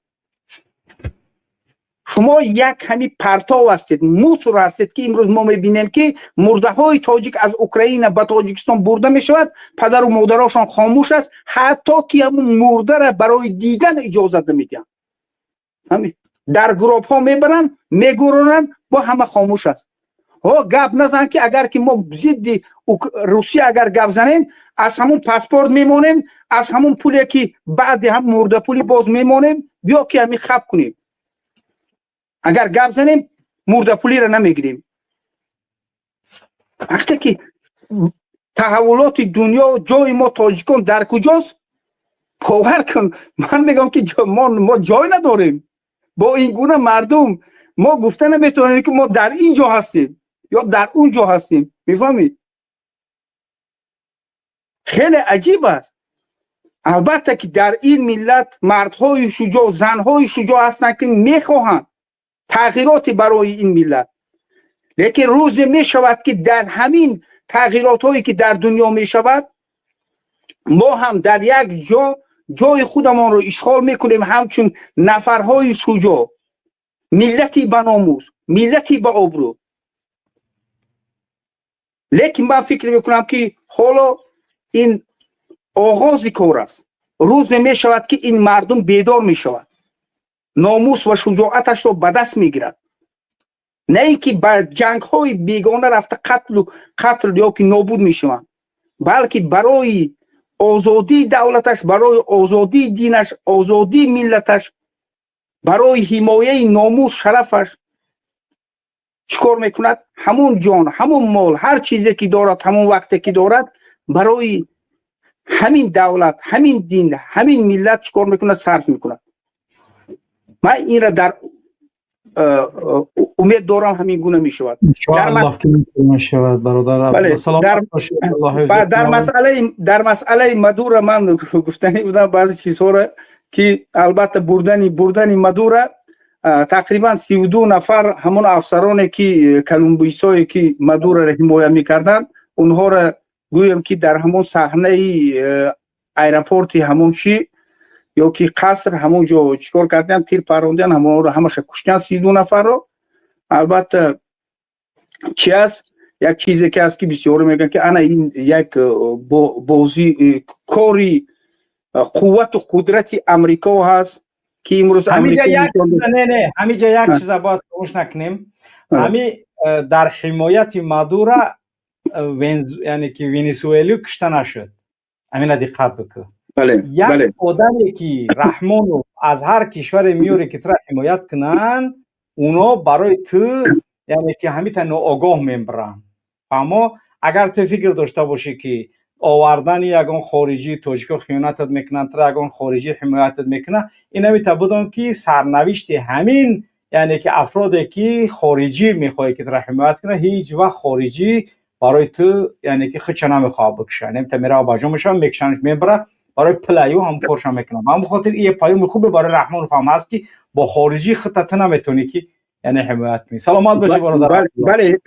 بله از یک چیز چی میگم برای همین از برای همین بعضی ها میگه که امریکا اینقدر پرقوت است، قدرت زیاد دارد که یک رئیس جمهور آمد از قصرش برد گرفت برد، بلکه امریکا سالهای دراز گویم که در اونجا کار میکرد، فعالیت میکرد، اگنت های امریکا کار میکرد که امروز چی شد بین ونزوئلا حاکمیت ونزوئلا نفرهایی که در وظیفه بودن یک سازشنامه شد که امریکا اومد آزادانه گرفت پرزیدنت اونها را برد گویم.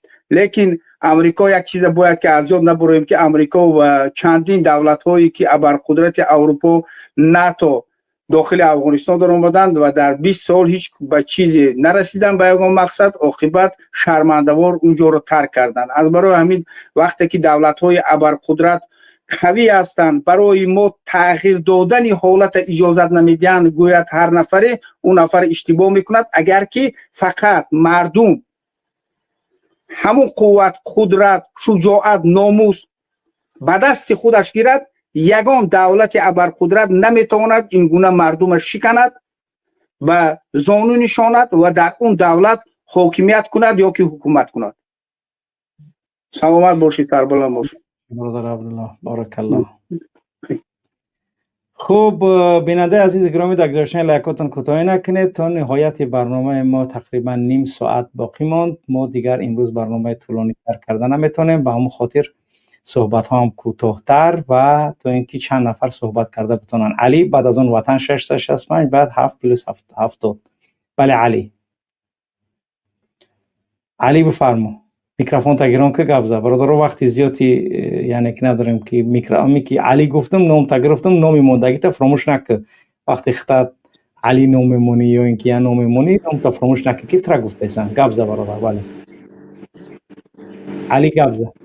سلام علیکم. اینجا سیاز کانتر بیزی برای همین دیرتر گپ سیاز و محسوس خیلی خلاصی که وقت قیمتی ما بسیار نگیریم. میخواستیم که همین یک راهنمایی کنید مقصد چه که برادر گفت جنگ اوکراین میره میموریم، لیش من مجبور میشم که این اگه شیطان دوید میکند مجبور شم که جنگ برام اپشتی من پول مول بالو بدتر تو که مثل قرضدار نشیم و وطن بی پول نرویم. لیکن بو خودداری میکنم برای می یگون راه یگون مثل رنگی مو گفتیم برادر گفت خطیب یگون ایموت یگون خیرات نشون دین که ایموتیا برادر علی جنگی وطن 100% راست میگوی، 100% با تو موافقم. یعنی که الله وقتی گفت در قرآن که تو مسلمان شه، وقتی گفتی که من مسلمان شدم چی است برای من؟ یک سوال عادی که لبای کس میگه میگه تو نماز بخون، زنا نکن، شراب نخور، دزدی نکن، حرام نخور، دروغ نگو، غیبت نکن، همین کارا نکن، برای تو در آخرت جنت زندگی آرام آسوده میشود، یگان مشکل نداری. این یعنی که آن چیزی که دین برای تو میآموزه. محمد اقبال مخالفا میگن که جنگ اوکراین نره، شما باید وطن بره. بعد علی میگه که اگه محمد اقبال ما میرم وطن، نه که آخرت وطن کار نیست، میبرم گشنه گیره، پدر و مادرم گشنه میمونن، چیکار کنم؟ بهترین سوال است. با این سوال باید هر یک قدم ما و شما خودمون پاسخش باید پیدا کنیم. وقتی که مردم ایران گرسنه موندن، گشنه موندن، به خیابانا برآمدن. درست یعنی که همون وضعیتی که ما در هر کشورهای دیگری داریم، همون از یعنی که دیگر کشورها ما فرقیت نداریم. با زندگی مردم ایران از ما خیلی فرقیت دارد، ولی همونها هم حتی دولت دید که مردم میخیزن 1 میلیون یعنی که ریالی برآورد برای مردم داد که چی تا اینکه یعنی که مشکلاتتون رو باید حل کنی به همین مبلغ. حتی یعنی که همون سببی میتینگ سببی یعنی که بیشتر شده شوی چی میشود؟ بسیاری از حالتها برای مردم میشود. مثلا در فرانسه میگن که چون مکتب نمیره، میگه دادا امروز میتینگ معلم کورپارتوی کردن، خلاص میگم گپ نیست، میبرم بیرون یعنی که اتوبوسا نمیروان، کورها کورپارتوی دارن. بعد با 2 روز پس من نتیجه میپرسم، نتیجه چی شد؟ بچه‌م و دخترم میتینگ رفتن، مردم میگه ها میتینگ برو اومدن، اویلی که معلم را 200 یورو زیاد کردن. نگاه کن در یک روز مردم کار نمیبرند 200 یورو معاشش زیاد شد. با میتینگ میشه چی گپ شد؟ گفتن که فلان فنها برای ما را زیادی میکنه، همین فنا را نمونه دیگه، مجبوری نکنه، همون فنا را برداشتم. نگاه کنه هر یک میتینگ یک چیز برای مردم هم میتیاد. همین زن در خونه ناراضگی کرد، چیکار میکنی تو؟ سوال داخل، یعنی که همون نجد همون کاری تو غلطه اصلاحش میکنی. درست انا همین مصب برگشتن ملت به وطن طلب کردن از رحمانوف سبب تغییرات میشود خودش. انا یک گپ فهمیده مقصد چی است؟ انا می است مقصد. فهمو شد برادر علی؟ بله فهمون دیده ایستاده که مقصد آدمای ما کم خفو میگردن، نبرود اروپا میزنن میرن تک دلیده آدمای ما جمع کنی کمتر پروسه پرابلمش سوزه. رنگی مثال رنگی خودم مثال من امید میکنم که نخود یک 200-500 نفر جمع شیم ابر جونلیش جون من لیش میگذارم تو که مقصد او چه شو برد زندگی آزاد کنیم، مقصد خلق آزاد کنیم، وطن آزاد کنیم. درست خیلی منم همین را گفته هستم برادر گرامی. راه حل مشکلات چی است؟ و اینه که طریق در کناره اندلس سفینه ساخت. خوب دقت کن، گفتند که این کاری تو از نگاه خرد خطاست. خندید و دست خیش به شمشیر برد و گفت هر ملک ماست، ملک خدای ماست. وقتی که تاریخ ابن زیاد با کشتیاش آمد فرامد در اندلس، بعد گفت که کشتی را نفت بزنه علاوشون بزنه. گفتن آخه ما باید روی قفاگردی داشته باشیم، این کاری تو نگاه خرد خطاست. گفت نه، یا اینکه میزنیم پیروز میشیم یا اینکه میبریم. انا او وقت بعد تو پیروز میشه. فهمیدی؟ یعنی اگر انسان فکر رحمانوف میگه که من باید بکشم زندگی، من میدونم رحمانوف میکشم، من میدونم رحمانوف قاتله، من میدونم رحمانوف اگر رحم نداره، من میدونم رحمانوف نیروی خارجی داره که با تاجیک رحم نمیکنه، ولی این ملت باید رهش پیدا کنه. تمام دیگه اون راه دیگه نیست. هر یک انسان میتونه که مشورت بده تا مشورت او سودمند باشد. سلامت باشی برادر علی. سلامت باشید برادر. خب وطن 665. بله السلام علیکم و رحمت الله و برکاته. امیدوارم خوب هستید اینجا. استاد برنامه همی در دنیا چی گذشته سه همی رموندی همی از سوال کوتاه کنم. همی ایران در همی تظاهرات اوج گرفته سه با فکر ما که کنترل گم کردنده حکومتی ها همی اگر یکی رفته و چپه شوه برای مخالفا چی فایده داره و با حکومت دیکتاتوری رحمانوف چی فایده داره؟ چی ضرر چی فایده داره با ما یا با حکومت دیکتاتور رحمانوف؟ من یگان گپ دیگه گفتنی نیستم. همین حکومت نو در ایران اومد یکم برقیه که روان میکنه امام علی رحمانوف به حکومت جدید ایران اگر به شرط بشوه. اگر هر کسی که در حکومت بیایه یکم حکومتی که در دنیا میجوزه رحمانوف. اما این طرح البته ایرا باید بفهمی خودت، یعنی که در این مسئله من یگان گپ دیگه گفتن ندارم. خداوند یعنی که ما هیچ وقت سبب ضرر یگان مردم و ملت نمیخواهیم و هیچ وقت یعنی که اگر چنده که مثل عربی است که مصائب قوم فوائد لقوم آخر، نه این رنگی که روسا میگن نچوجوی گورش هست یعنی استرویش، ولی عربا با مخالف این گپ میگن. واقعا هم همین خیلی است. نچوجوی گورش هست یعنی استرویش. رحمانوف نه گفتی گپو چوجوی که گفتی گپو عذابی که ما را داده است، یعنی که گوره که ما را داده است 60 استروید کرده است. اودیخ دوره گشت است. درست هیچ کس میتونه بگه که رحمانوف برای خودش 60 یعنی استروید اودیخ دوره میلیارد دیده است، غارت دوره لوبوی کار دوره. درست پس 60 استروید کس برای خودش. ان عربا میگن که مصائب قوم فوائد لقوم آخر، یعنی که مصیبت های یک قوم فایده به یک قوم دیگر است. این هیچ وقت فراموش نکن. این قانون طبیعت است. دام آوردم قچسبیده که اینترنت سرشکم ضعیفی بعد قریب که یک اون گپوتا کم فهمیدم بعد میبرم تماشا میکنیم انشالله میبینیم که چیه. استاد مسئله همی چی ای پیتوخ رئیسو را جوباجو کرده، یکی کمی ظلم میکرد همش در جاش مونده، مثل رئیس شهر وحدت، رئیس نوحیه وخش کلوب و هم از ظلم کننده ها جاش را مونده. صاف نمو چیزا را گرفته بود هم پیتخو کارو چی در جاش موند.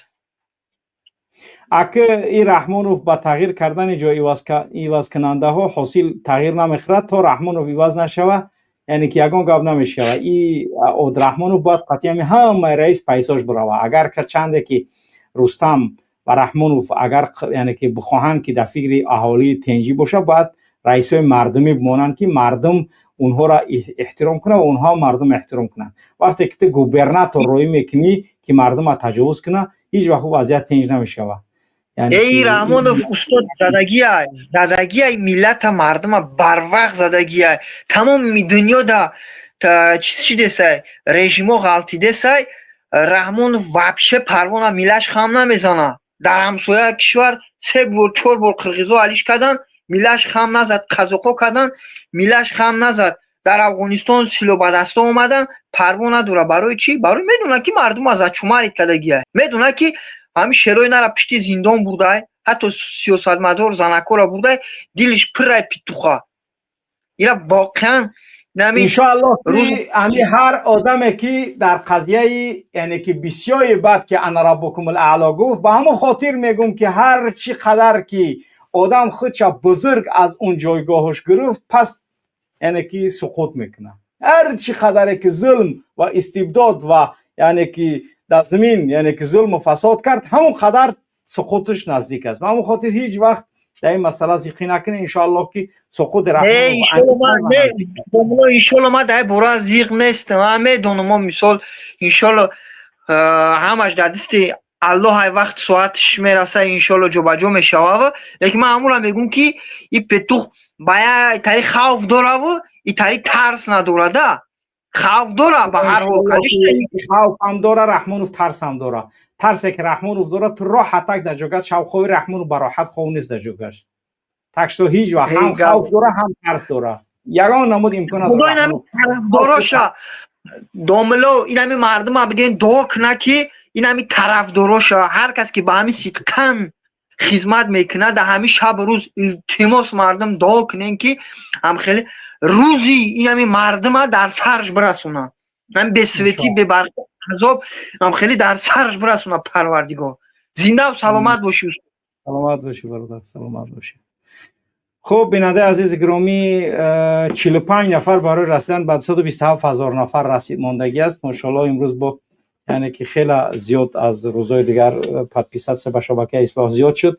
انشاءالله که پیروزی نزدیکه. با تلگرام اصلاح هر یک مبارز براش مهم هست تا اینکه پادپیسات سکنه. شما بار دیگر میگم که تلگرام از این مهمترین مرحله رساندن معلومات است. یک گپی که ما میرسانیم در حال میتوند که هر یک یعنی که شما رو آگاه کنه. با همون خاطر با تلگرام اصلاح آبونه شوید. آبونه شدن شما با تلگرام اصلاح سبب یعنی که فهمیش شما، سبب آگاهی شما از وضعیت و حالت ها می شود. پس در این مسئله ها دیگر کوتاهی نکنید. وقتی که ما گفتیم چرا که همون کار انجام دادن در کار، پس دیگر یگان نمود خیل یعنی که نه استید. چرا؟ چون که ما میدونیم که چی گفته ایستیم. یعنی که پادپیسا کردن شما در تلگرام برای ما چی فایده داره؟ فایده برای تو داره که تا اینکه تو آگاه میشی. تو وقتی که یک کار میکنی، یک چیز مینویسی، یک معلومات میخوای که بدونی، پس تو آگاه میشی. من میدونم، ولی برای آگاه شدن خودت این کارا بکن. در تلگرام اصلاح آبونه شوید تا اینکه همه اون چیزی که میگذرد، همه اون چیزی که ما میدونیم و خبر میکنیم برای شما تستر برای شما میرسد. پس آبونه شدن به شبکه اصلاح یعنی که همون نام تا یعنی که اسکریت کن، رقم تا اسکریت کن، نام تا بنویس، یک نام داخل شد. یگان مشکل نیست و یگان کس تر نام تا نمیبینه در تلگرام اصلاح، یگان مشکل نداره. همه افرادی که در اصلاح پادپیسات کردگیان نامشون چی هستند؟ یعنی که اسکریت هستند. با همون خاطر نترسید. در آبونه شدن به شبکه اصلاح هم همچنین و در گذاشتن لایکاتون هم کوتاهی نکنید. هر یک لایک شما 350 لایک و 666 نفر در نظرسنجی اشتراک کردن. سال 2026 پایان رژیم شد 85% تا آخر میستد و کار میکنه. 15% مردم یعنی که رنگ مادورو میگن که رحمانوف تا آخر میسته کار میکنه. خب 7+70 مرحمت. سلام علیکم، بفرما. برادر محمد اقبال، السلام علیکم و رحمت الله و برکاته. پروردگار نگهبانت باشه. من آوازات نمیفهمم. من گپ میزنم برای کروک رحمانوف میگم که کروک رحمانوف والله قسم حالم شانس هست، حالم شانس هست. اولش پروردگار میتونه که شما رحمان فکو همه کسب خپیم، نه خپیم کو کروکی رحمان فا اولش پروردگار سنگک فیضلی آوانش بیجاشو کردم ورا کشت نیست نابود کرد. فرزندای سنگک دک جانوزی دکجی ترما دمودی سنگک دک جای دکجی ترما رحمان فوزی ای سیمی های اما درک داره که زندگیشو چخیل میگذره چخیل نمیگذره. والله قسم اگر رستم بیایکو دست سر خدره پاکلین ای واشکو همش وزن فرزندوش اگر ترما نکنه چیزی میگه بگی درسته برادر. بایگاری تو چیز چورا تو رستم میگه به پاکلین خود چامیتیا میگه که شما دلشی من نگاه کنه کیف صفا کنه بگردی شما تو امروز 35 سال شید اواشا خلاوری داره کو میره کجی ترما را میگیری. والله قسم شانس هست که آزی بخیزیم همه اون بخیزیم نخیزیم کو و خدا قسم همه من تا یک تا وقتا میریم برادر محمد اقبال. درسته. امروز سلامت برادر باشید. محمد اقبال باشید. برای خودم یاده گپی ناخوش نایدم گفتم الحمدلله برادر محمد اقبال. انشالله که همش خوب است. سلامت باشید. خیر. الله حفظت کنه. بارک الله. هیچ وقت خسته نباشید. ولا تهینوا ولا تحزنوا وانتم الاعلون. هیچ وقت خسته نباشید. هیچ وقت خسته نباشید انشالله. بله برادر محمد تقایف بفرما. سلام علیکم. و علیکم السلام و رحمت الله. خوبه صدقو. سلامت باشید.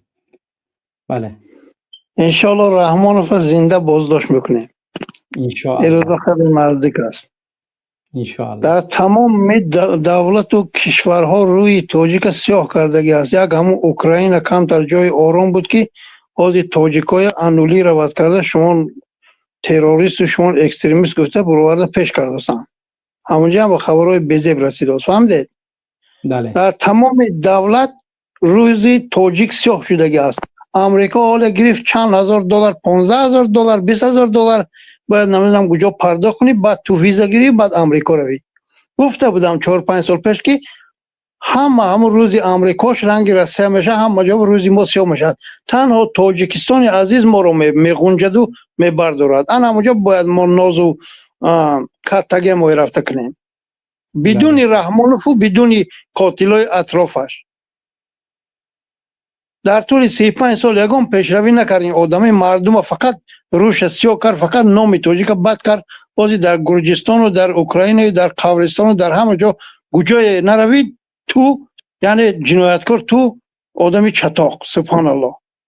ما چیکار کردیم واقعا؟ ما یگام کس نه کشتیم نه یگام کس تهدید کردیم نه اونجا ترک کردیم. این پدنالت کجا باورده رسون آبروی ما همه در زمین ریزان. باید مردم تاجیک جوان مردم باید به وطن برگردن. اینا ما انشالله زنده بازداشت میکنیم.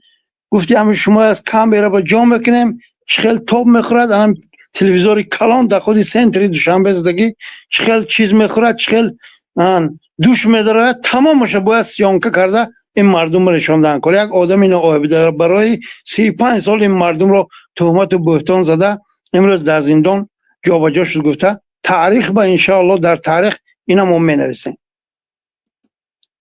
درسته برادر. سلامت باشید برادر. شما وقتتون تنگ به فکرم اکو. بله. مردم تاجیک باید هوشیار باشن. سبحان الله. امروز با من زنگ میزنم برادرها که وای همونجا کار است ما بچه‌مو روی کنیم. سبحان الله. اینجا محمد تقوی در خطر است. اینجا جانش در خطر است. اکنون بچهای شما با کارکاوی کنه. سبحان الله. من اینجا خودم کاری صحت و زندگی درست ندارم باز میخوام من اینجا پیش کنم. شما حالی که با خود این مردم بیدار نشده خیلی کو. فهمیدید؟ میگم همونجا کار بچه ما السلام علیکم حضرت کار که اروپا بیم شو که بیم دبر بسیار دبر ما یگون که در کنه من هست دیجا هم وطنی سودام گرنه دیجا نمیشه باید بگویم ام طریقه کارکوی که دبرتون عمل نصیحت یگون کس نگیرید شما. فهمیدید؟ بازی من کو والله برادرم با من باور ندارم. فهمیدید کو برادرم با فهمیدید؟ برادر که همه مادری ردنایم تولد کرده است من باورم نیست. برای اینکه در شما هیچ کس لازم نیست. انمو تاجیکستان هستن نبروین، هیچ کس گشنگی نمرده است. رحمانوف فقط میگه که سال 92 93 ما جاب میخوردیم، واسه اردی سفید خوردیم، یک گپایی که سگ دیوانه گپ نمیزنه کتی چاپلوساش. اما اردی سفید مردمی بیچاره در قزاقستان و در روسیه رفته کار کرده، پول فسانه بعد صاحب اردی سفید شدن مردم. تو پدنالا نه زواد ساختی نه فابریکه ساختی، این گپ میگویی زبانت دراز بود. با خدا لعنتت کنه با همین عمر روز این مردم.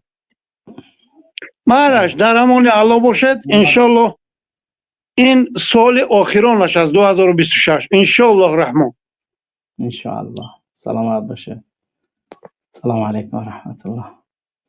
خب بله بیننده عزیز و گرامی، در گذاشتن لایکاتون واقعا هم 700 نفر در نظرسنجی اشتراک کرده است و 355 نفر لایک های خودشا گذاشته است و 38 نفر برای رسیدن به 227,000 نفر موندگی است. واقعا باید مردم دیگر شجاعت یعنی که کنار نگذاره، مرد شدن در کاره. وقتی مردی، وقتی ننگی این ملت رسیده است، دیگر روزی نیست که ما یعنی که باید بترسیم، باید وضعیت به شکل که دیگه که یکی یگان گپی معلوم شد بعد از اون باید که معین کنیم. نه، و این شکل نیست. دیگر نه ترسید، ترس کنار بگذارید، تماس پیوست شدن تا اینکه وقتای کار کردن اون رسیدگی است.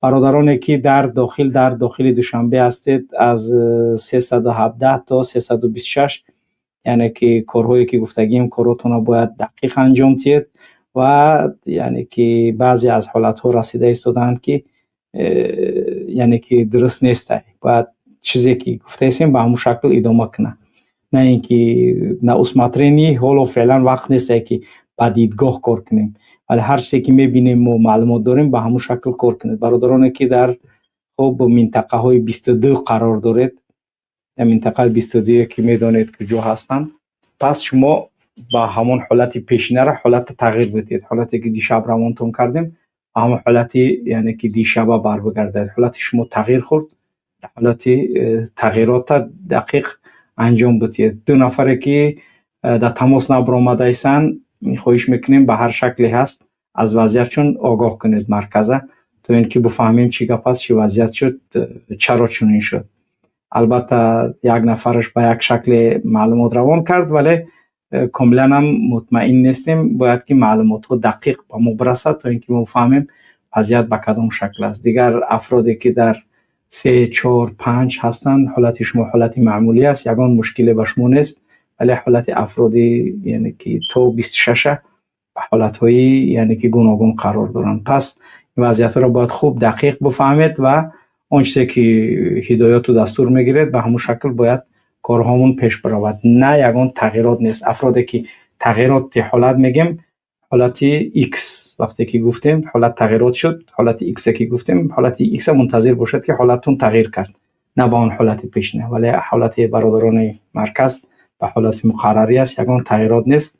آرام آسوده یعنی که به همون شکل کارشون ادامه بدین. خب بیننده عزیز و گرامی، واقعا خیلی میخوایم که زیاد برنامه را طولانی کنیم، با شما صحبت کنیم. البته حالا فعلا هم دیگر یگان کس وارد نشده است و مهم که خوب برنامه ما تا اینجا اون چیزی که با معلومات شما رساندیم همین بود و امیدواریم که الله سبحانه و تعالی موفقیت و پیروزی را برای ما و شما نصیب و روزی میگرداند. در مورد نصرت الله سلیم یعنی که معلومات ها رسیده است، در مورد کامل، در مورد خوب دیگر اس واقعا دلم با همین اس سوخته است. هر چی که رفته است یعنی که دلم زیاد منظور دلم نمیسوزه، میگم که یعنی که من زیاد اونا خوشش ندارم، ولی یعنی به این شکل واره که پرزراتیو واره استفادهش برده هستم، پایتوا واره پارتیانکا واره، انا میره دیده هستم من خیلی عجیبه برای من که تو این درجه را یعنی که این مرد اینقدر حقیر شدگی بوده است. حقیره یعنی که واقعا هم حقیر شدگیه. شوارتز گپ میزنی؟ شوارتز خوب شوارتز گپ نمیزند.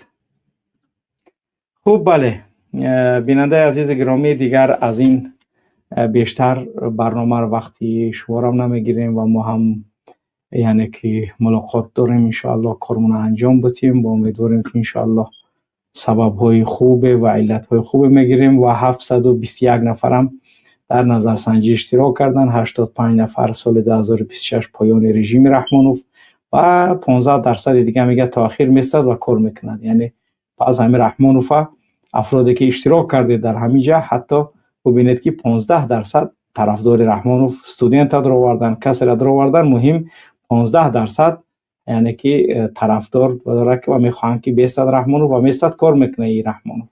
85% یعنی که میگن که نه این سال پایان رژیم است، ولی 15% به یعنی جانبداری رحمانوف یا اینکه به ایستادن رحمانوف باور دارند و میگن که رحمانوف تا وقتی که یعنی که هستیم هست و این تغییرات به وجود نمی آید. 370 لایک در لایکات گذاشتید و 32 نفر برای رسیدن به 227,000 نفر یعنی که رسیده است و برادران در تماس ببرید. برادرانی که امکان کار کردن دارید، امکانی میتونید یگان کار همکاری مون انجام بدیم، پس تماس بگیرید و برادرانی که میتونید کار برای مبارزه انجام دهید انشاءالله که در تماس ببرید. وقتی ننگ رسیده است. ما هر کاری که میکنیم برای وطن میکنیم، نه برای یگان شخصیت، نه برای یگان کس.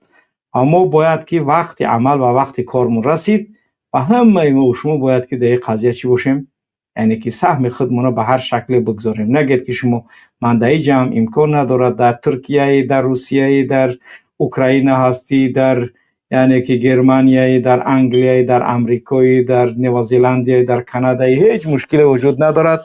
تمام آنچه که امکان پیوست شدن با ما در حالتهای گوناگون و آنچه که باید انجام دهیم هر یک قدم و شما انشاءالله که وجود دارد. تنها و تنها اراده و قوی و استواری برای هر یک قدم ما و شما مهم هست و اون اراده و استواری که هر یک قدم ما و شما باید داشته باشیم، پس انشاءالله که دریغ نباید بداریم و ما تا آن روزی که امکانی انجام کاری از دستمون میآید در مقابل این رژیم منحوس باید انجام دهیم و هر عمل کردی ما و هر حرکات ما سبب تضعیف این رژیم خانوادگی و این رژیم یعنی واقعا ظالمی که این ملت به این بدبختی ها آورده است رسانده است. انشاءالله که روز به روز نزدیک شده است و ما و شما تنها باید کارهایی که در این زمینه انجام دهیم اونا باید که انجام دهیم. پس کوتاهی نکنید، آنچه که باید انجام دهیم انشاءالله که انجام میدیم. خوب، در آخر دعا میکنیم که الله سبحانه و تعالی عزت و شرف و شکوهی از بین رفته این ملت بار دیگر به این ملت اعطا نماید. خداوند تمام زندانی‌های سیاسی را از زندان‌های رژیم منحوس رحمانوف آزاد نماید و خداوند خنده را به چهره و روح زیبای مادر و دختر و زن این ملت باز بگرداند و نزدیکاشون از هجرت، از زندان، از پناهندگی های طولانی که از دیدار ایشان محروم هستند خداوند به دیدار یکدیگر برساند. خداوند تمام جوانان این ملت عزت، شرف و شرافت بار دیگر بگرداند و ترس از دل این ملت دور کند. سبحانك اللهم وبحمدك اشهد ان لا اله الا انت استغفرك واتوب اليك. السلام عليكم ورحمه الله وبركاته.